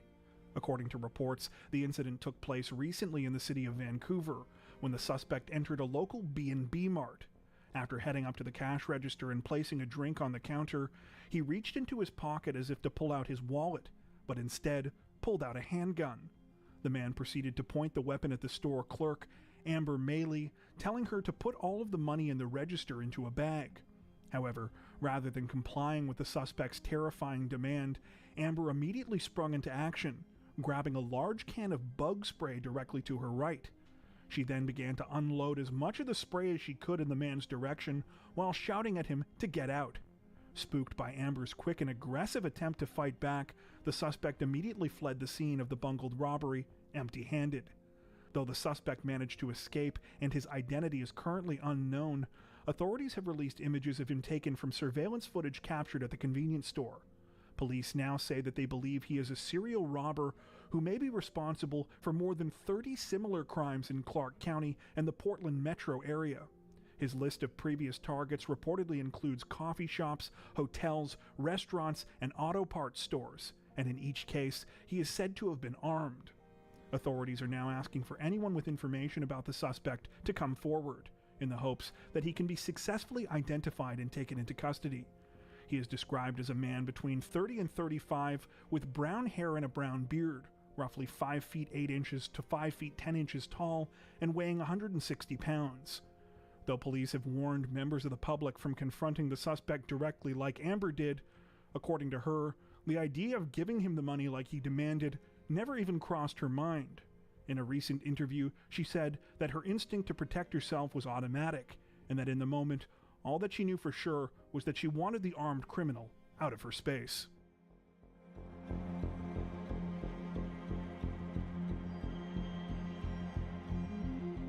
Authorities in Martin County, Florida say that a man survived a harrowing 2-day kidnapping this week after 3 men forced him to get behind the wheel of a vehicle during the ordeal, and he drove badly on purpose to attract the attention of police. According to reports, the incident began sometime at the beginning of last week, when the 3 suspects showed up at the victim's home in Port St. Lucie. While the victim has not been identified by name, reports state that he runs a dog breeding business and had recently posted about his financial success online. This had attracted the attention of the suspects, who decided to pay him a visit. After posing as interested dog buyers, authorities say that 22-year-old Tezdekiel Sellers, 25-year-old Benjamin Radcliffe, and 22-year-old Kashavia Bragdon went to the victim's home and proceeded to kidnap and assault him. They also demanded that the man hand over the cash he had talked about making from his dog breeding business. For the next 2 days, the victim was allegedly held captive by the 3 suspects and was taken to multiple locations where the robbery and assaults continued. That was until the criminals reportedly made a critical mistake and forced the victim to get behind the wheel of his own vehicle. While on the road, the suspects told the victim to drive to a location that took them through Martin County, where it just so happened officers from the local sheriff's department were patrolling as part of their traveling criminal response team. It was then that the victim got an idea. Knowing that he needed to get the attention of police, the victim began driving erratically, committing multiple traffic infractions, hoping that officers would notice. Sure enough, one officer did, and proceeded to pull him over. Much to the victim's horror, however, after approaching the vehicle and briefly talking to him, the officer decided that he would graciously let him off with a warning. Too afraid to say anything in front of his captors, as the officer started to walk away, the man began to make hand motions, signaling that something was going on. Thankfully, the police officer noticed, told the victim to get out of the car, and he was able to explain the whole situation. The Martin County Sheriff's deputy called in backup, and all 3 of the suspects were subsequently arrested. Inside the vehicle, authorities found guns, knives, and a large amount of cash. According to reports, Sellers, Radcliffe, and Bragdon are all now facing a laundry list of charges in connection with the incident, including carrying a concealed firearm, aggravated assault with a deadly weapon, kidnapping to commit or facilitate the commission of a felony, home invasion, and providing a false name.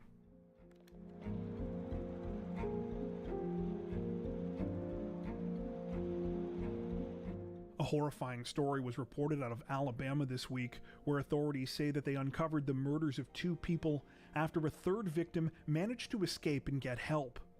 According to reports, the incident began at around 8:30 a.m. on August 1st, when a passing motorist spotted a 12-year-old girl obviously in distress walking down the side of a road in a rural area of the city of Dadeville. After stopping to help the girl, the driver immediately called police. When detectives spoke to the 12-year-old, she began to reveal the nightmarish details of her ordeal. More than a week ago, she had been kidnapped and taken to a property close to where she was found and held captive. She had been tied to a bedpost for that entire time and force-fed alcohol to keep her in a drugged-up state, until finally she had managed to chew through her restraints and escape. She had done this with such force that she had broken the braces on her teeth. When the 12-year-old led police to the mobile home where she had been held, the situation only got more chilling when investigators discovered the dismembered remains of 2 bodies inside. Tragically, these were soon revealed to be the girl's mother and brother. The mother has since been identified as 29-year-old Sandra Vasquez Ceja, while the brother has been identified only as a male child under the age of 14 with the initials AOGV. The residence where the remains were discovered belonged to Ceja's boyfriend, 37-year-old Jose Pascal Reyes. Reyes was not home when the bodies were initially found, though was eventually arrested somewhere in the neighboring city of Auburn. It's now believed that Reyes kidnapped the 12-year-old victim around the same time that he murdered her mother and brother. According to reports, Reyes was Ceja's boyfriend, though it's unclear if she and her children were living with him at the time the crimes took place. While the 29-year-old and the two children had come to the U.S. from Mexico in 2017 and reportedly had formal asylum in the country, Reyes had been removed from the U.S. in 2014 and had re-entered illegally. At the time of this recording, Reyes is now facing numerous charges, including 2 counts of capital murder, 2 counts of corpse abuse, and 1 count of kidnapping. The situation is still developing.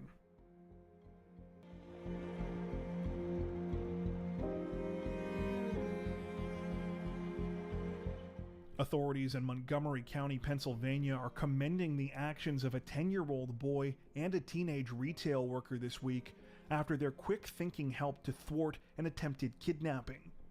According to reports, the situation started sometime on the afternoon of November 11th when 10-year-old Sammy Green was on his way home from school. It was a walk that the 4th grader had made dozens of times before, but which that day would take a disturbing turn. As Sammy was in the middle of his journey, he was approached by a woman he didn't know. The woman started asking him questions, where he was going, where his family was, and most chillingly of all, whether he wanted to go with her instead. Sensing something was off about the woman, Sammy tried his best to continue on, but he soon realized that he was being followed. Though obviously terrified and initially unsure what to do, Sammy started to think and remembered something that his dad had told him. Act casual, but look for another person to help. Taking his dad's advice, Sammy walked into one of his favorite local stores, a one-of-a-kind gift shop called Danny B. Funky. As soon as he did, he approached the 17-year-old cashier, Hannah Daniels, and asked her to pretend that she was his mom. Hannah says that when Sammy walked into the store, she immediately noticed that he looked scared. But because of the way the strange woman was following him, she initially assumed that the stranger was his mother. However, as soon as Sammy explained what was going on, Hannah immediately took action. She told Sammy to wait in the store's back room, and she walked to the store's front entrance, where the woman was still holding the door open, and forced it closed before locking it. She then called the police. Though the woman left before police could arrive, they immediately recognized her from the store's surveillance footage. She is reportedly a local homeless woman who suffers from mental health issues. Sammy's family say that they are not pressing charges, but that the woman has now been referred for mental health help. In the meantime, they say that they are proud of the way both Sammy and Hannah handled the situation, but that Sammy will have a family friend walking him home from now on.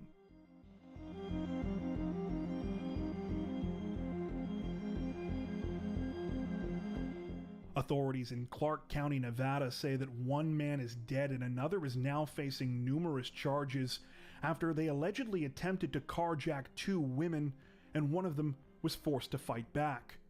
According to reports, the incident began sometime on November 19th when the 2 victims, who have not been identified by name, traveled to a friend's house in North Las Vegas for an early Thanksgiving celebration.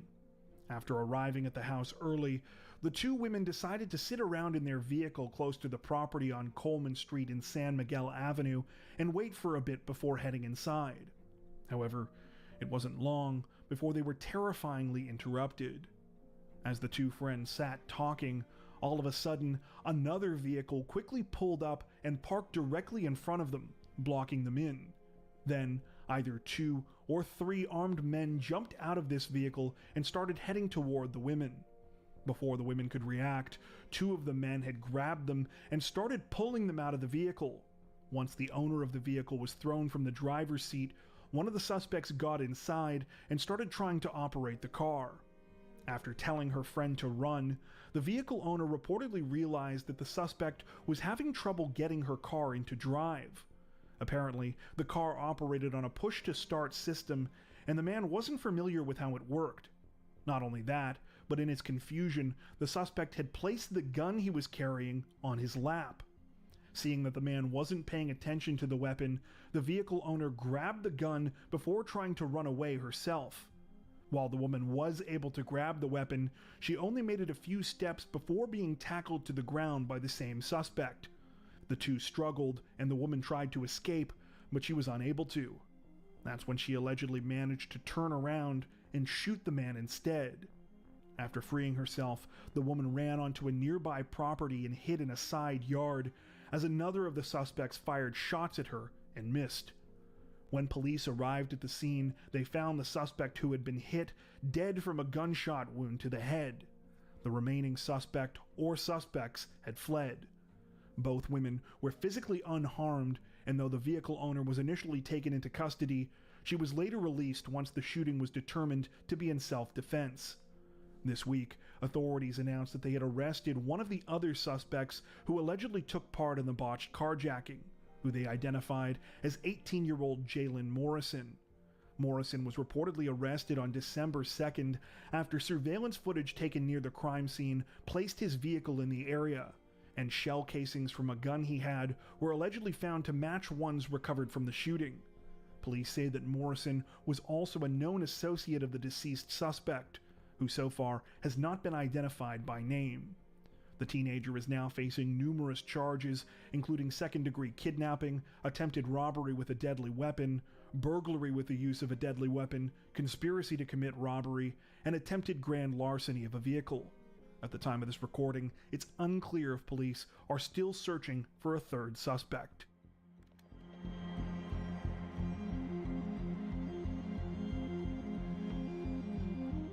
A pair of young Oregon boys are being applauded for their bravery and quick thinking this week after a woman stole their father's car with them inside, and they managed to escape and call for help. The whole thing started at around 2:45 p.m. on January 22nd, when the boys, ages 11 and 9, were with their father in Portland's Arbor Lodge neighborhood. The kids had just been picked up from school and were waiting in the car while their dad went to get their younger sister from her school, when all of a sudden, a strange woman they didn't know hopped into the driver's seat.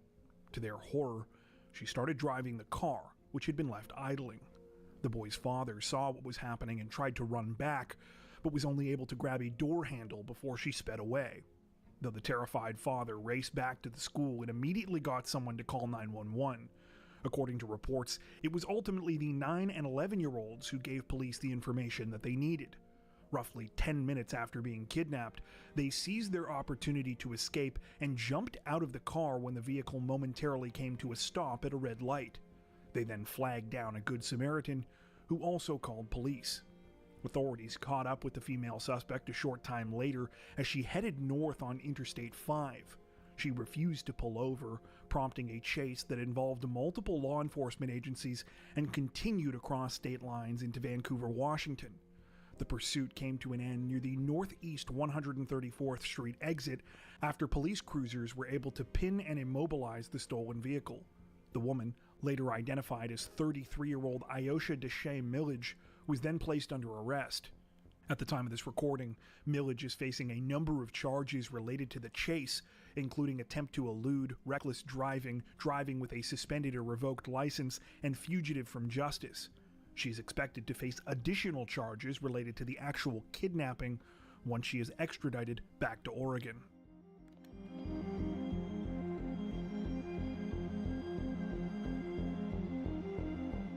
A 20-year-old college student was reportedly left shaken and with a rather large dent to his bank account last week after he heroically came to the aid of a woman in the middle of an alleged domestic violence situation, only to find himself the target of the attacker instead.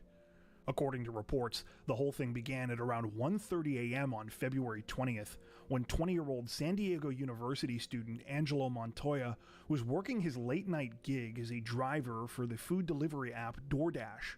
He was on his way to pick up his next order and had just gotten off the interstate in San Diego's Ocean Beach neighborhood when suddenly he was met with an alarming situation. A man and woman were clearly involved in some sort of violent altercation, and the woman was screaming out for help. Initially, Angelo reportedly tried to tell himself it was none of his business. However, his conscience apparently couldn't let him. That's when he turned around and went back to the scene to ask the woman if she needed help. She immediately said yes and begged for him not to leave. Though the 20-year-old initially thought that his presence would calm the situation down, unfortunately, this could not have been further from the truth. Instead, the male suspect allegedly turned his anger towards Angelo, at first yelling at him to mind his own business, and then trying to attack him when Angelo said he would not leave and was calling the police. After reportedly being punched in the neck, Angelo started dialing 911 on his phone and told the woman to get into his car. They then started driving away to try and get to safety. To Angelo's horror, though, the male suspect began chasing after them in his own vehicle. This apparently resulted in 2 more extremely dangerous encounters, one where the man cut them off and tried to get to him and the woman again, and a second in which he allegedly rammed Angelo's vehicle, causing it to smash into several other parked cars. Thankfully, however, he then finally left them alone. The male suspect was later arrested and charged with assault with a deadly weapon. While neither Angelo nor the female victim were seriously injured, the 20-year-old was briefly hospitalized after the incident. His prized Tesla, which he reportedly worked for years during high school to purchase, was also apparently left in rough shape. All the same, Angelo says he does not regret his actions and says he still thinks it's important to stand up for what's right, even when it comes at a personal cost. In the meantime, he has set up a GoFundMe to help assist with his legal and medical bills, as well as to help pay to fix his car.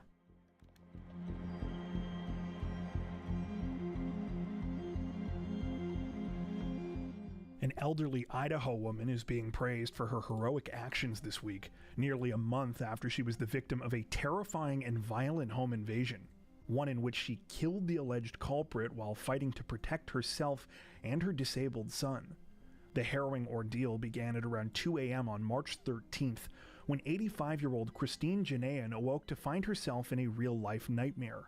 A man, later identified as 39-year-old Derek Condon, was standing over her bed shining a flashlight in her face. He was dressed in a military jacket and black ski mask and was also holding a handgun. Before Christine could react, Condon reportedly hit her in the head, causing her to bleed all over her pillow and the bedroom floor. The next thing the 85-year-old knew, she was being marched into her living room at gunpoint, where she was handcuffed to a wooden chair. After taking Christine hostage in her own home, Condon reportedly demanded that she reveal the location of all of her valuables. The 85-year-old said she didn't have much, but eventually told him that there were 2 safes downstairs. Her goal was to get Condon as far as possible from the room where her disabled adult son David slept, out of fear for his safety. Unfortunately, Condon apparently figured out someone else was in the house and repeatedly threatened to kill Christine upon realizing he'd been lied to. Despite how terrifying the whole situation must have been, as Condon rummaged through the residence looking for things to steal, Christine reportedly decided to seize her opportunity. She slowly dragged the chair she was handcuffed to back to her bedroom, where she was able to grab her own handgun. She then worked her way back to the living room, tucking the weapon between the arm and cushion of a couch while waiting for Condon to return. When Condon walked back into the living room, Christine apparently decided that she had to act if she would have any hope of getting her and her son out of this situation. She grabbed her gun and fired at Condon, hitting him 2 times. He fired 4 shots back, hitting Christine in the abdomen, arm, leg, and chest. Christine fell to the floor, while Condon stumbled into the kitchen, where he died. Though Christine would spend nearly 10 hours lying trapped in her living room before help arrived, miraculously she survived her injuries. She has since been released from the hospital. Evidence at the scene supported her version of events when she told her story to police. A window was broken at the back of the residence, and a screwdriver was found next to the door where it's believed Condon broke in. A lockpick was also found on his person at the time his body was recovered, and his vehicle was found nearby with footprints leading to Christine's residence. This week, Bingham County prosecutor Ryan Jolly announced that Christine's actions were completely justified, calling the case, quote, an easy analysis of self-defense and justifiable homicide. He went on to say, quote, it also presents one of the most heroic acts of self-preservation I have ever heard of. Obviously, Condon can no longer be held legally responsible for his actions since he's dead, though Jolly clarified that had he survived, the 39-year-old would have been charged with attempted murder, kidnapping, burglary, aggravated battery, and grand theft.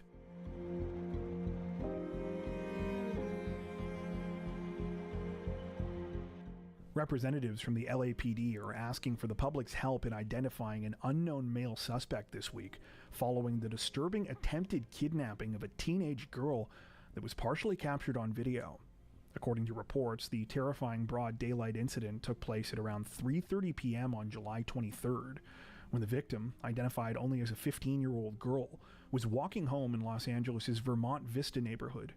She was passing by Figueroa Street Elementary School when suddenly, out of nowhere, she was approached by a strange man. To the girl's horror, she realized that he was carrying a gun just as he grabbed the back of her neck with his other hand. Thinking quickly, the teen fought back with the only thing she had, her cell phone. After striking the man repeatedly, thankfully he ran off and she was able to get to safety. The disturbing incident was partially captured by a surveillance camera at a nearby business, and the footage has since been turned over to police.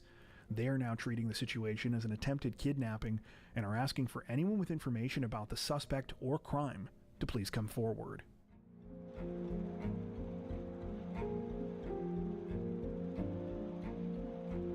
A Georgia fast food employee reportedly found himself in a fight for his life recently after the business where he was working was the target of an early morning attempted armed robbery, and he felt that he had no choice but to go head-to-head with the suspect. The situation began shortly before 4:30 a.m. on July 1st, when the victim, identified only as a delivery driver for Chick-fil-A, was working an overnight shift at the company's Stone Mountain location. The man was in a back room at the restaurant when suddenly he heard a loud noise coming from the kitchen area. That noise was allegedly the sound of 51-year-old Tommy Lee Williams, who had just shattered the restaurant's drive-through window with a rock. Moments later, Williams, who was armed with a handgun and wearing a mask and hood over his head, climbed through the broken window and explained that he was robbing the place. According to reports, Williams held the driver at gunpoint and told him that he was going to die if he didn't open the restaurant safe for him. The driver explained numerous times that he didn't have the combination to the safe, but Williams apparently continued to threaten him. Deciding that he had no choice but to try and fight his way out of the situation, the driver waited until it seemed like the 51-year-old on the restaurant security cameras. They show how the driver struggled with the attacker, pushing him all around one of the back rooms and at one point even completely disarming him. Critically, the driver also managed to remove Williams's mask, which would later help police to identify him. Evidently realizing that his robbery was not going to be a success, Williams eventually grabbed his gun and fled the restaurant out a back door. He was gone by the time police arrived. However, thanks to the surveillance footage and a vehicle that Williams allegedly drove to the restaurant prior to the crime, police had plenty of evidence against him. He was finally tracked down and arrested on July 31st. The 51-year-old is now facing a number of charges, including armed robbery, aggravated assault, burglary in the second degree, kidnapping, possession of a firearm during the commission of a crime, possession of a firearm by a convicted felon, and criminal damage to property in the second degree.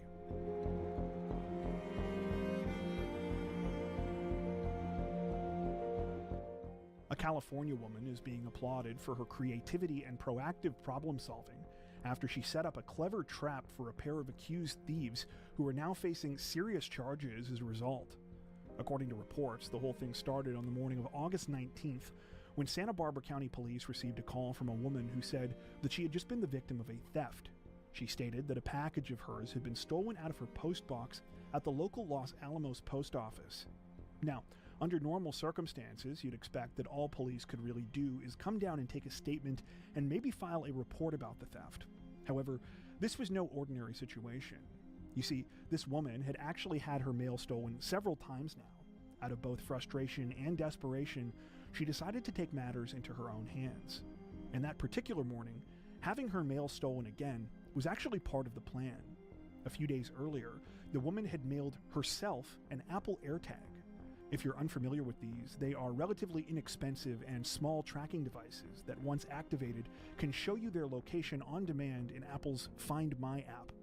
After mailing herself the AirTag and seeing that her package had been stolen again, the woman looked up where the device had traveled. At that point, she had called police. Using the information the woman provided, officers were led to a residence about 16 miles away in Santa Maria, where they came face to face with two suspects, 27-year-old Virginia Francesca Lara and 37-year-old Donald Ashton Terry. The pair were not only allegedly in possession of the stolen AirTag package, but items that had been stolen from over a dozen additional victims. The pair of suspects were both arrested and are now each facing a slew of charges. Lara was taken in on felonies including possession of checks with intent to commit fraud, fictitious checks, identity theft, credit card theft, and conspiracy. Terry, meanwhile, has been charged with burglary, possession of checks with intent to commit fraud, credit card theft, identity theft, and conspiracy.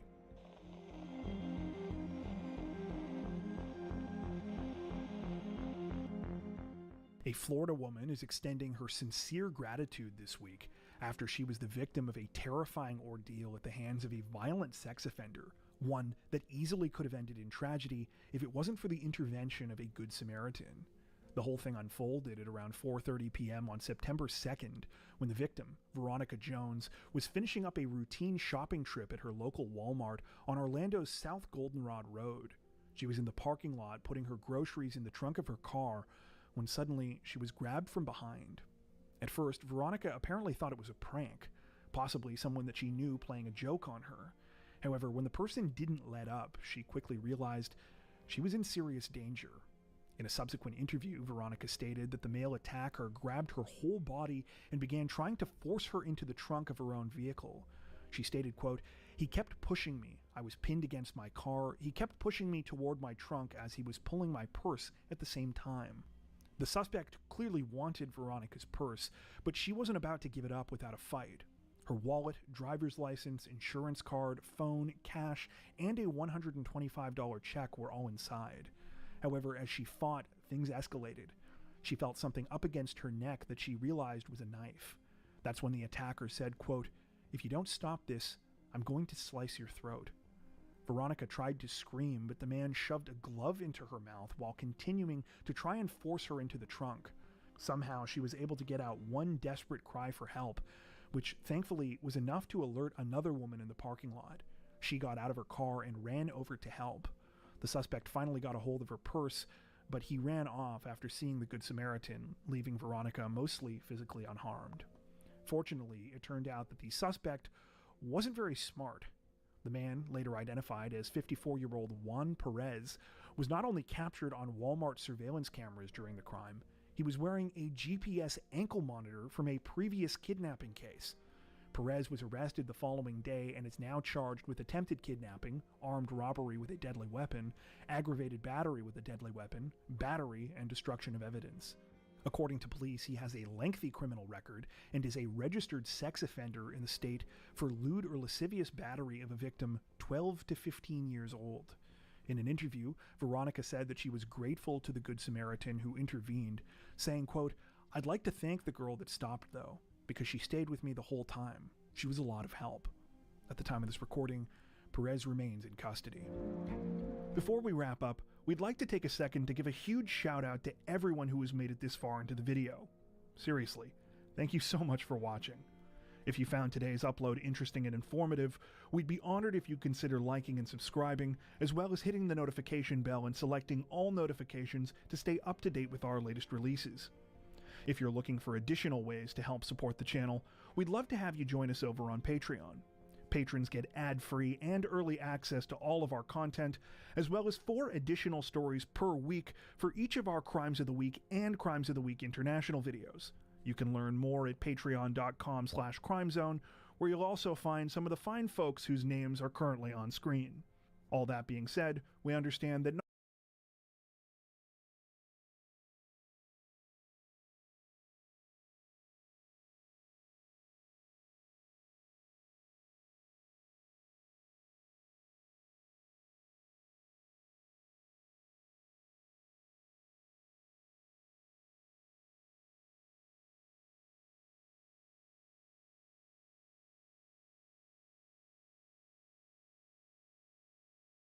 Today, I'm going to be telling you about 2 different true crime cases that are connected by the same theme.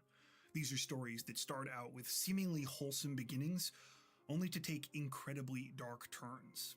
It's been a while since we've done one of these themed videos, so be sure to let us know in the comments section below if you'd like to see more of these, including more that are specifically on this topic. With that out of the way, let's get into today's stories. In 2021, A man named Dong Jimin captured the hearts of people all across the world. The middle-aged father went viral online after he began filming and uploading videos about the daily lives of him and his family to the Chinese social media platform Douyin. For those unfamiliar, Douyin is essentially the Chinese version of TikTok. Dong posted under the username Father of 8 Children, and as the name suggests, his videos were mostly focused on him and his 8 kids. He had 7 boys and 1 girl, all of whom were between the ages of 3 and 10 years old. Now, family and lifestyle vloggers are everywhere these days, so you might be wondering, what was so special about Dong and his kids? Well, what really resonated with people was how well Dong seemed to be dealing with what was obviously a pretty challenging situation. You see, Dong and his family were from a rural part of Jiangsu province called Feng County. Feng County is an area that is already kind of known for having a low standard of living, but even by these metrics, it was evident from Dong's videos that he and his children were experiencing pretty crushing poverty. They lived in a small home with dirt floors, had no heating during the winters, and really didn't even have adequate clothing. Dong was a subsistence farmer and worked really hard to put food on the table for his family. Feeding 8 growing children under these conditions was already a tall order, but they actually weren't the only ones he was responsible for either. In addition to the kids, Dong looked after his elderly mother and his disabled older brother. Keep in mind, he was also doing all of this by himself. His videos made it clear that he was a single father who didn't have anyone else to depend on. For many of us, this kind of life is probably hard to even imagine, let alone one that we could see ourselves thriving in. But that was the thing about Dong. He had this seemingly unshakable optimism. Dong wasn't in denial or anything. In fact, that was part of what drew people in. He didn't mince words or try to claim that his situation wasn't challenging, but he also wasn't looking for anyone to come in and save him either. He constantly reiterated that he didn't regret having so many children and that he and his family were happy despite their struggles. He said that the only thing he really wanted was for his kids to grow up and be able to chase their dreams, to get an education, and to have a chance at changing their fortunes. Even the names he chose for them embodied these aspirations. In English, the children's names translated to things like Aerospace, Gold Mountain, National Treasury, and Silver Phoenix. When people saw Dong's videos and learned about his life, they found him incredibly endearing. As larger and larger content creators started to take notice, his story began to spread like wildfire, earning him tens of thousands of followers. And people weren't just watching, they were reaching out as well. They started sending care packages of clothing, food, and other items to help Dong and his children. As the father of 8 became a household name across China and internationally, some influencers decided to take things to the next level. They journeyed out to Dong's small village to meet him, often bringing luxury goods and toys for him and the kids to open to see their reactions. For a while, this was all just a heartwarming story, a reminder of the kindness and generosity people are capable of when they band together, and of how ordinary good people can be rewarded for doing the right thing. Unfortunately, all of that would come crashing down in early 2022. So, as I said before, when Dong's videos began blowing up online, he started getting contacted by a whole bunch of influencers. One of those was a fellow Chinese content creator who focused on documenting and raising awareness about the lives of people in impoverished areas. He asked if he could come and interview Dong, and Dong agreed, and the man came out at the end of January. In the beginning, the whole situation played out just like all of the other collaborations. Dong invited the content creator into his home, started showing him around, and introduced him to the rest of his family. At some point, though, Dong had to go off and take care of something, so the other man decided to walk around on his own a bit. As he did this, he spotted a small shed, one that was kind of tucked out of the way. Because the structure didn't have a door, he could also make out what appeared to be a person standing inside. At first, the content creator assumed that this was one of Dong's children, because, they were running around all over the place. He thought maybe this was part of a game or something, so he decided to play along. But as he got closer, he realized he was horribly mistaken. Inside of the shed was an adult woman, one who was wearing very thin clothing despite the fact that it was the middle of winter. She was pale, barefoot, and looked incredibly frail. Around her neck was a padlocked dog collar. It was attached to a length of chain that had been fastened to the wall. I mentioned before that the house that Dong and his family were living in was pretty rough, but it might as well have been a 5-star hotel compared to this shed.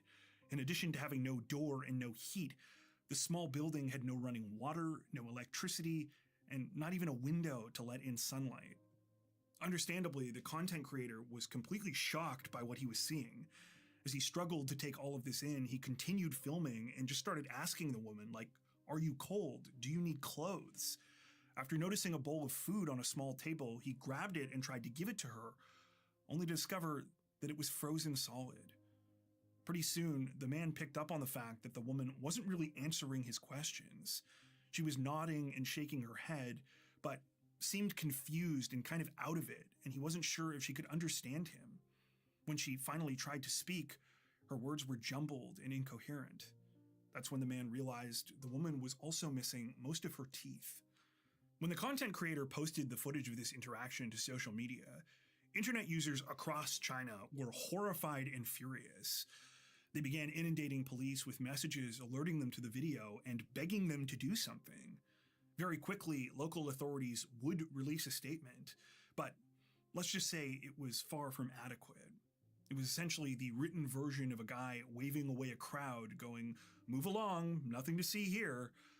The authorities claimed that they'd conducted a preliminary investigation and that they'd been able to verify that the woman in the video was Dong's wife, Yang Qingxia. They also claimed that they had learned from Dong and the family's neighbors that she was being kept in the shed because she suffered from schizophrenia and would often beat children and the elderly for no reason.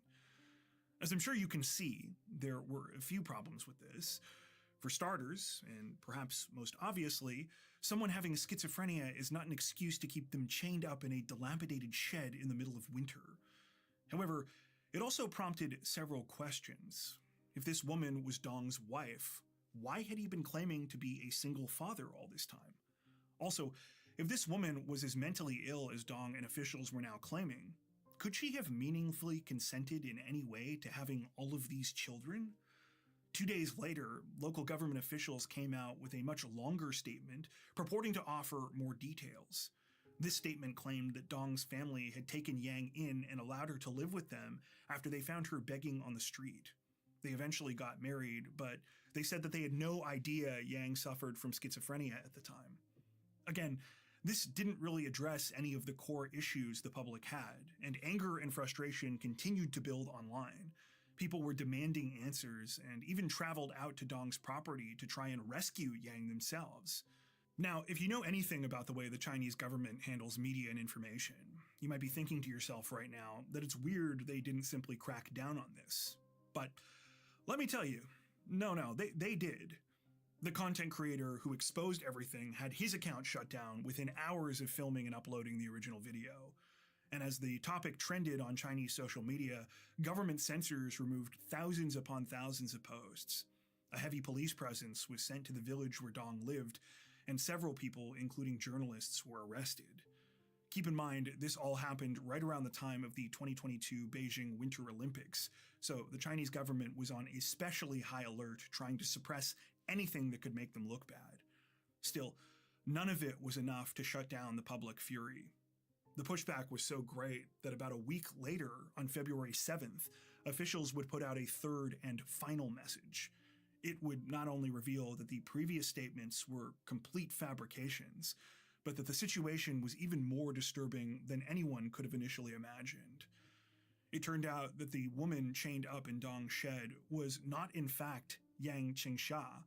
Her name was Shao Huamei, and she was a victim of human trafficking who'd been taken from her home more than 20 years earlier. Shao was originally from Yunnan province, but had been abducted from her hometown in 1998. After being sold by the traffickers who had taken her multiple times, she was purchased by Dong and his family for the equivalent of $500 US. After that, she was forced into a marriage with Dong.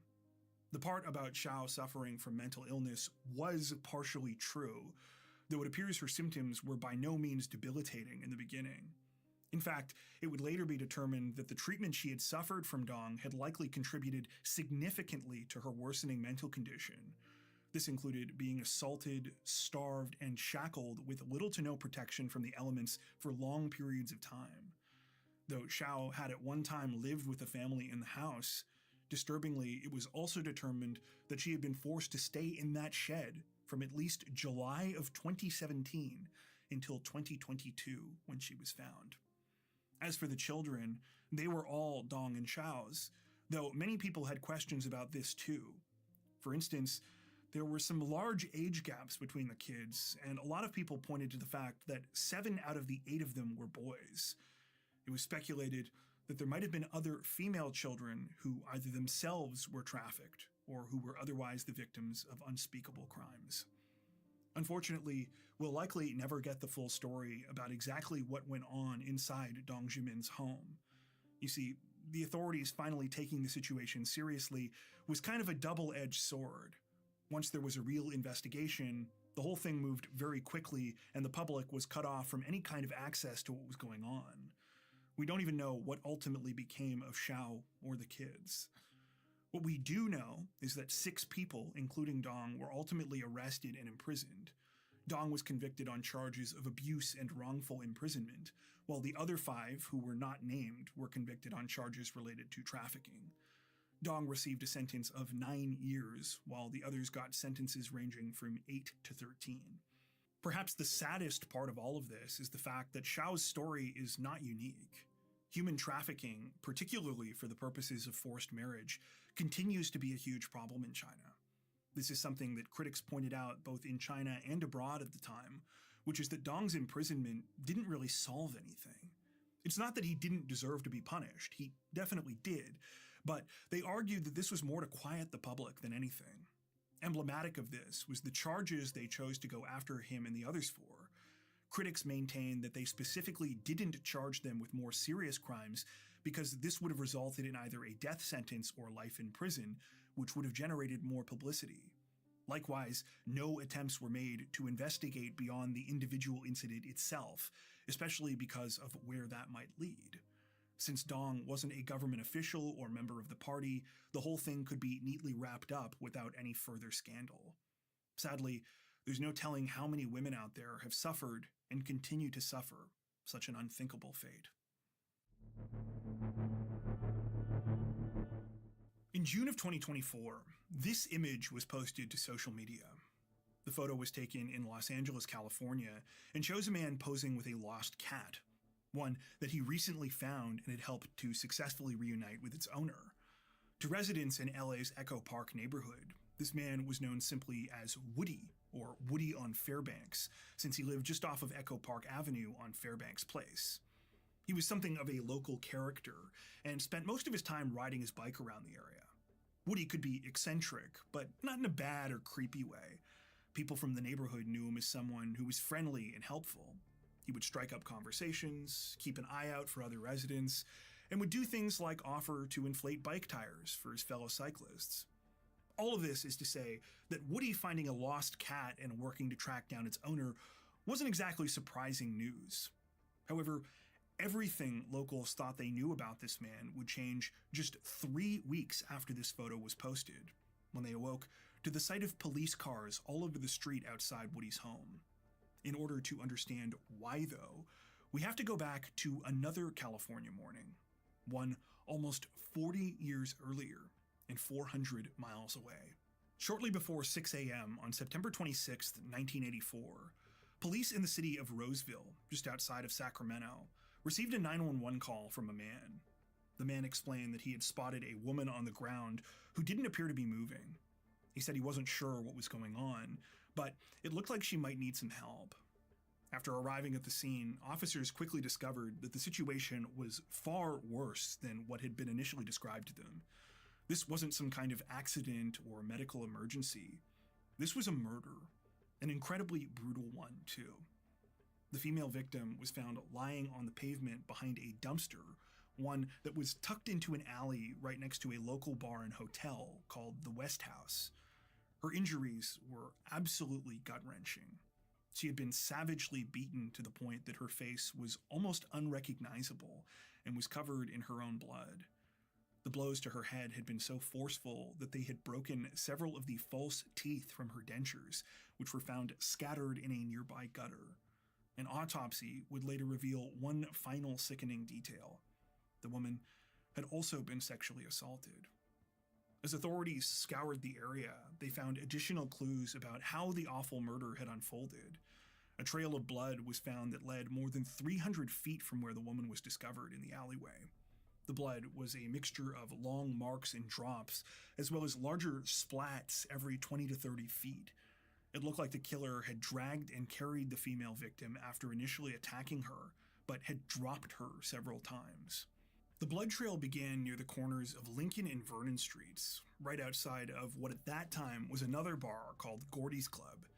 However, police determined that the whole thing had likely started a little farther down Vernon Street, outside of the Roseville Telephone Company. It was here that they uncovered two more things that would help to identify the victim: a large, floppy woman's hat and a plastic bag full of aluminum cans. The woman's name was Madeline Garcia. Madeline was 69 years old, and to many people in Roseville, she was simply known as the Can Lady. She got this nickname because she liked to go around and collect aluminum cans, which she would then take to local recycling centers. Often she could be seen riding around on a large tricycle, but other times she went out on foot and just carried the cans in a bag over her shoulder.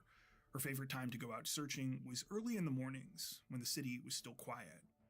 Despite what her nickname might suggest, Madeline was not homeless or in need of money.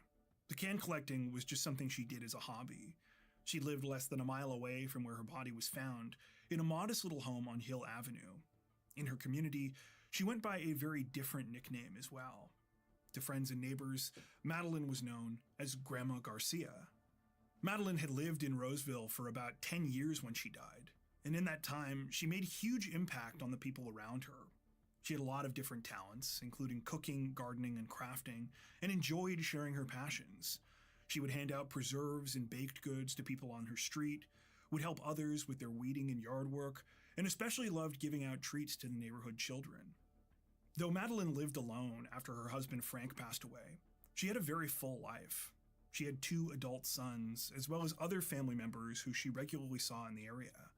When she wasn't making them elaborate dinners, she would be perfectly manicuring her lawn or working on handmade clothing and blankets for her many grandchildren. Understandably, all of this begged the question, who could do this to such a kind and loving woman? At first, police believed they might have an idea.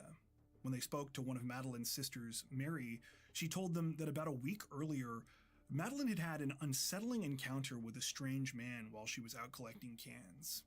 Mary said Madeline told her this man had argued with her and had said some pretty foul things. Her exact words were, quote, "He scared me, and such a dirty mouth he had. I told him to go find a job."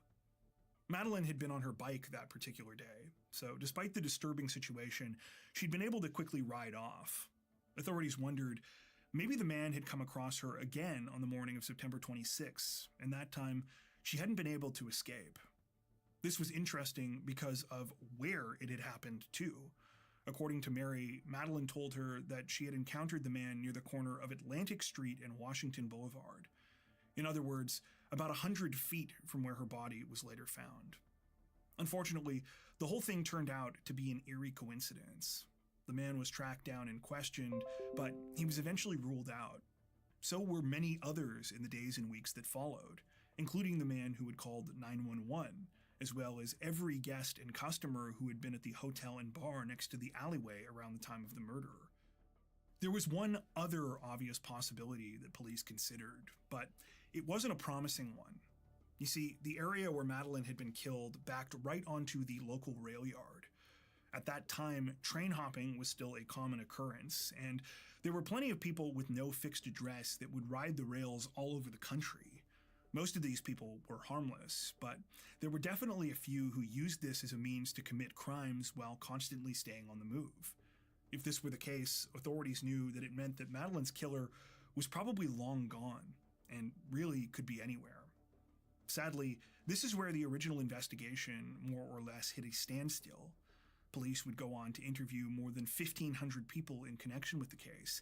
However, it seemed like every new lead resulted in another dead end.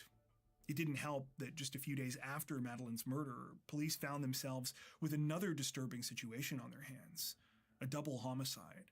The crime was unrelated to what happened to Madeleine, but still, it meant that resources had to be pulled off her case, including some of the detectives from the original investigation.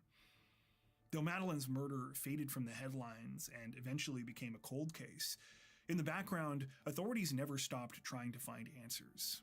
Over the decades, multiple teams of investigators worked the case, each adding their own theories, chasing down leads, and conducting new examinations of the evidence.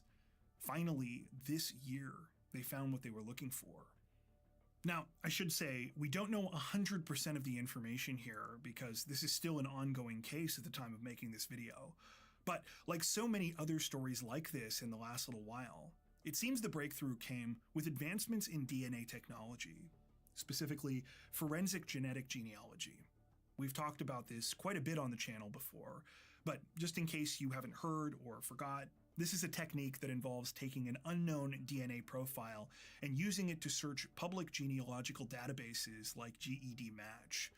Once familial matches are found, experts can use this information to narrow down and identify the contributor of the mystery DNA. When investigators did this in Madeleine Garcia's case, they were eventually led to one person, a man named Richard Raymond Moore.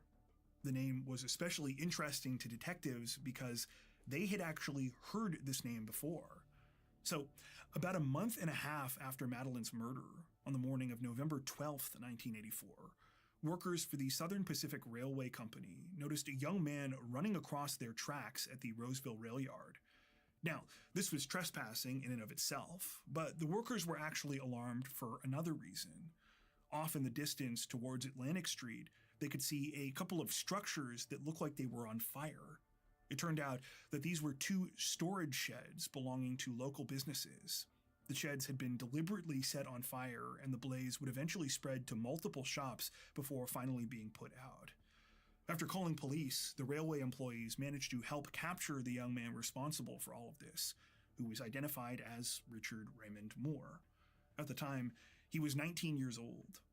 Just in case it wasn't obvious, this all happened right in the exact same area where Madeleine had been killed. Like I said before, there's still a lot of information about the whole case that hasn't yet been revealed, so it's unclear if police ever suspected that Richard might have had anything to do with Madeleine's murder back in 1984. It seems unlikely, as the only reference we could find to this was a single newspaper article about the fire, which makes no mention of Madeleine's case. Still, it's frustrating to think that authorities might have had a chance of catching him all those years ago. Instead, when detectives looked Richard up this year, they discovered that he was living completely under the radar in Los Angeles.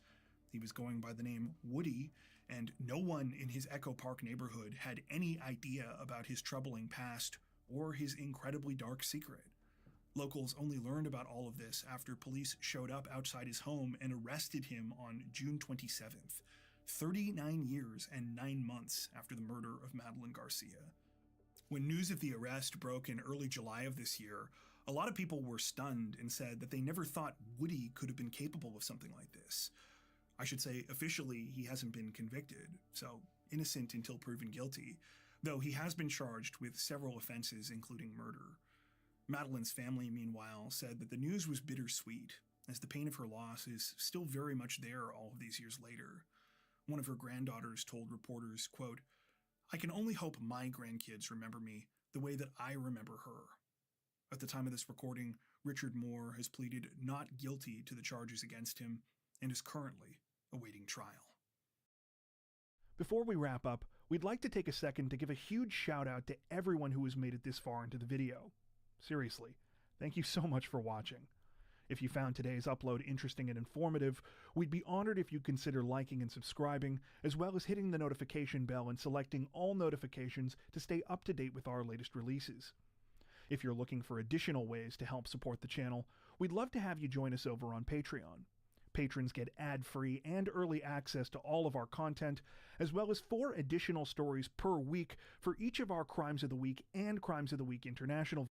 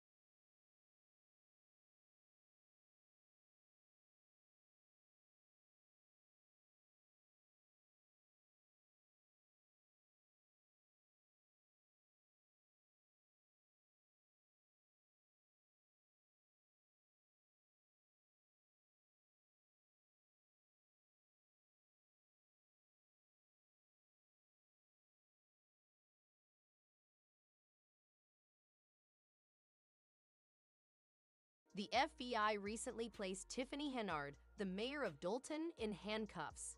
As you may recall, there were rumors that her shopping spree may have been financed by some dubious wire fraud. According to the feds, she converted Dolton. Bite me. Oh, my chicken.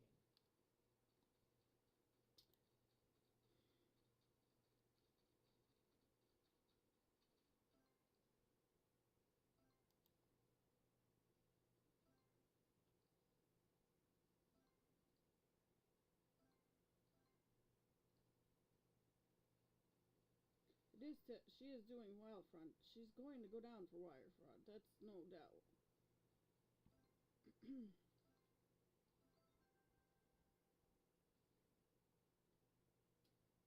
But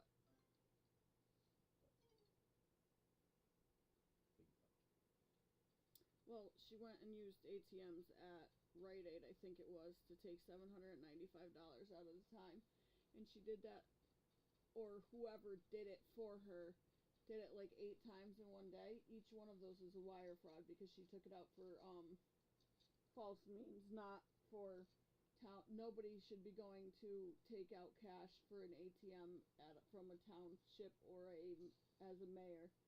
The township should never be taking cash out. They should be always paying their bills with a card swipe. So it's automatically fraud. Because they always should have the exact, the receipt. So,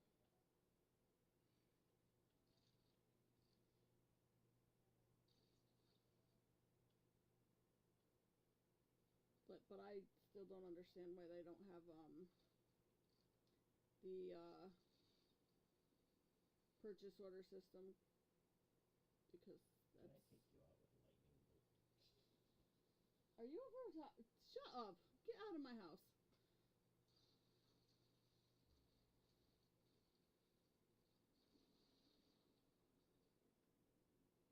I can't find a good wire fraud.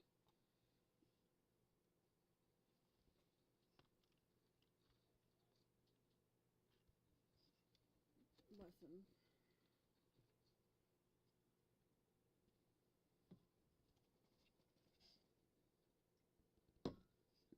Mostly because wire fraud is coming down on people for PPPs. Not even Tiffany Henyard.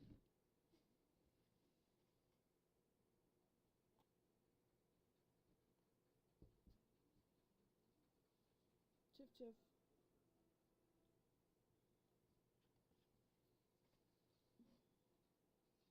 Wait, I was... You jerk! You did kill me! I didn't kill you. You did too! I was in frickin'... I didn't kill you.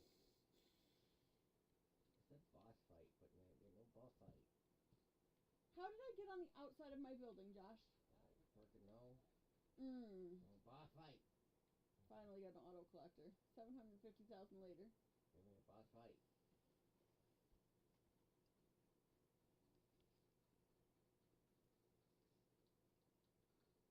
I got 1 out of 10 briefly. 2 out of 10.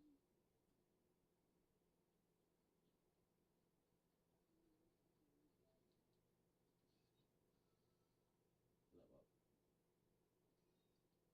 Get 3.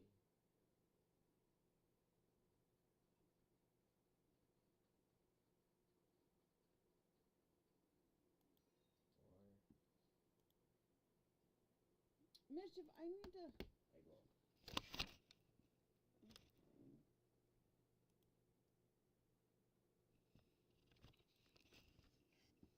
Halfway there.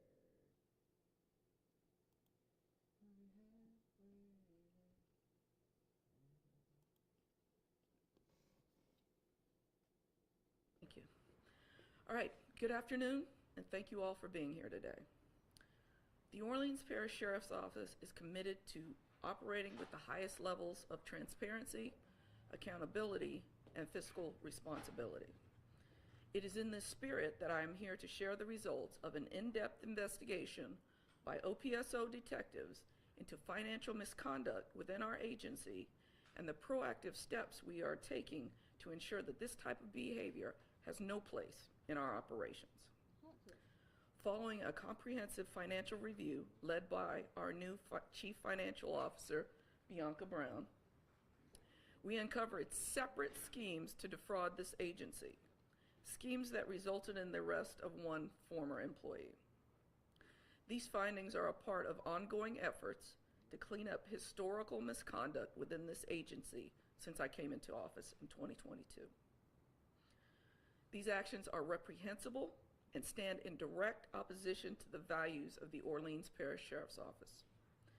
And these findings reflect our unwavering commitment to identifying and addressing unethical behavior.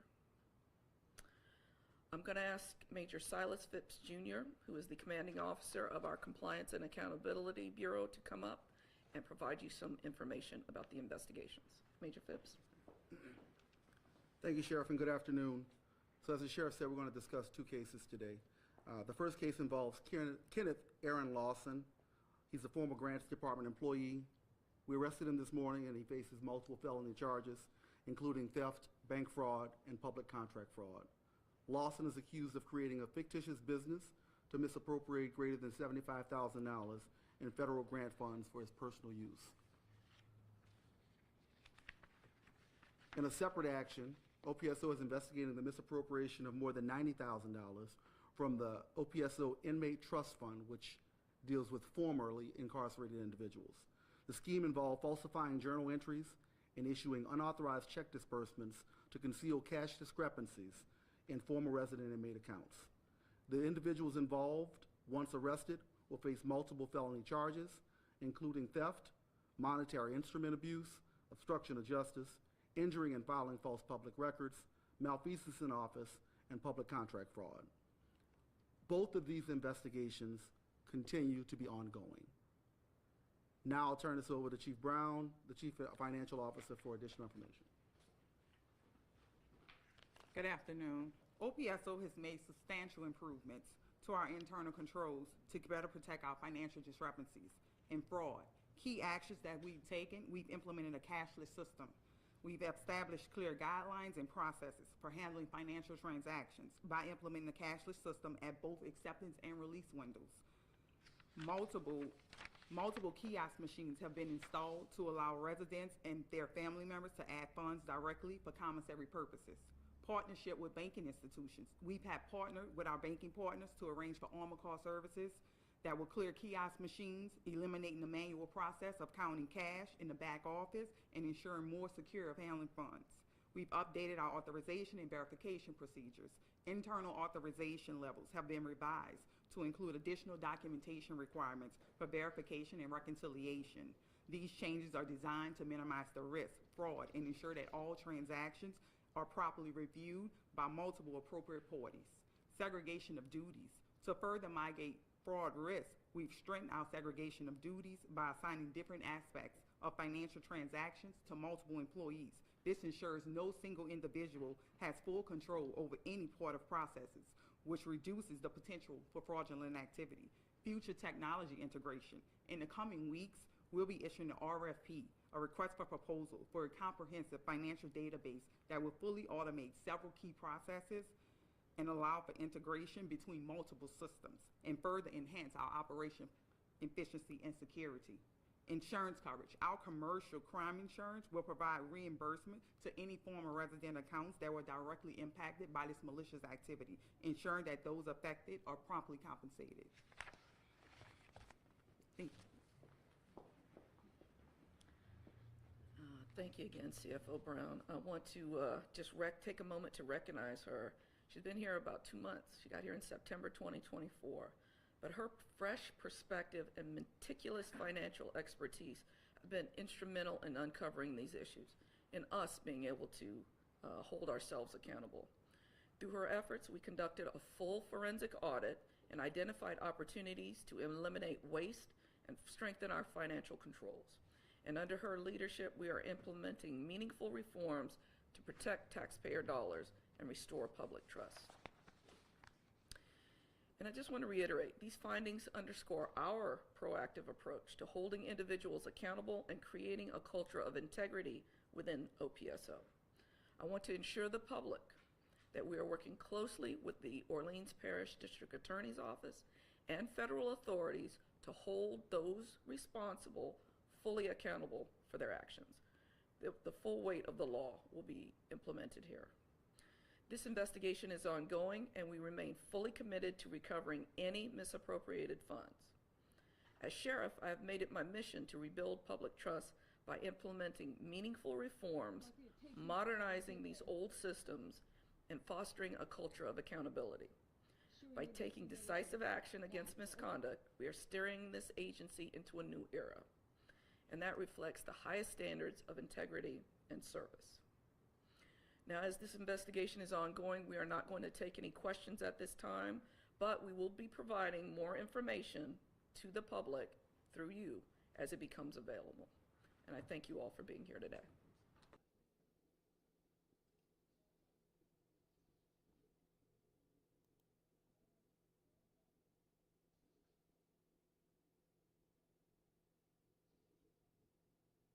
Excuse me, I need to change my Ma'am, do you have any weapons on you? Lord, no. She's not your typical bank robber. Body camera video captures the arrest of a 74-year-old Ohio woman who allegedly robbed a local credit union after falling victim to an online scam. We want to talk to you about an issue that happened today. Okay. At this point in time, though, I'm going to take you into custody. Okay. If you could please turn around and put your hands behind your back for me, okay? Just like you're praying. And once she's in the back of a squad car, she fesses.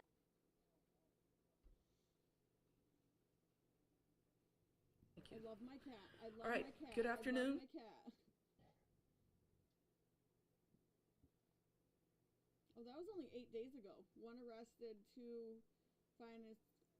I didn't know that.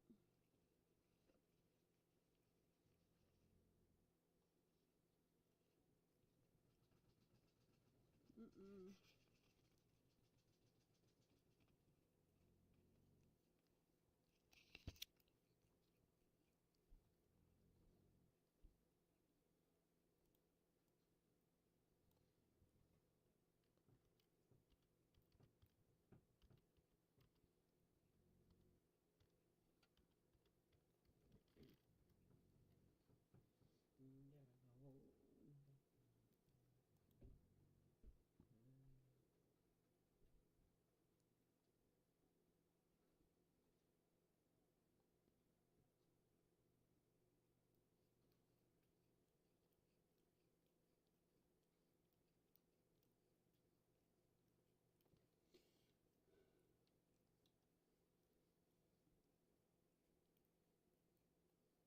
This internet is running so slow.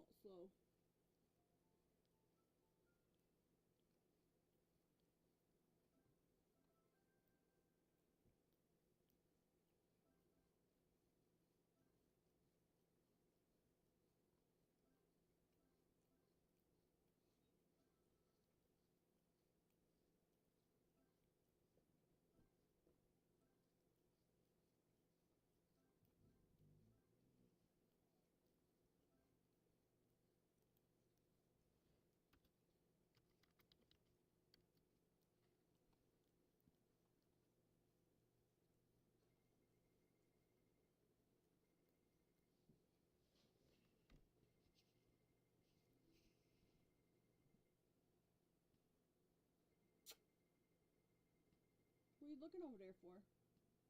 Monster.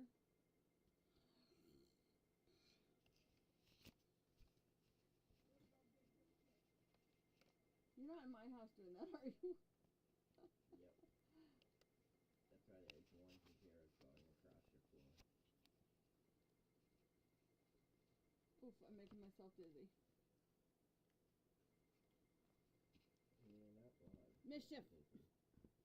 Try and roll with it.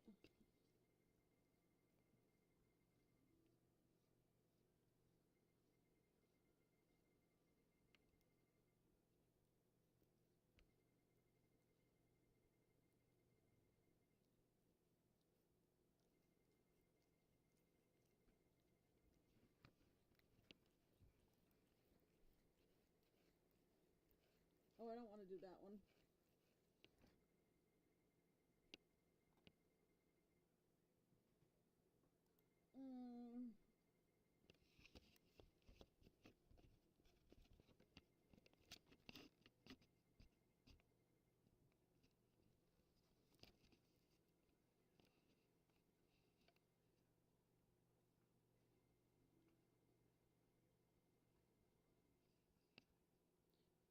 finish it off the stream.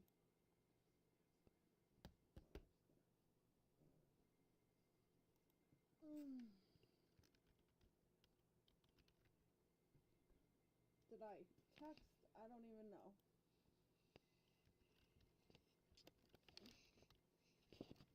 Mischief!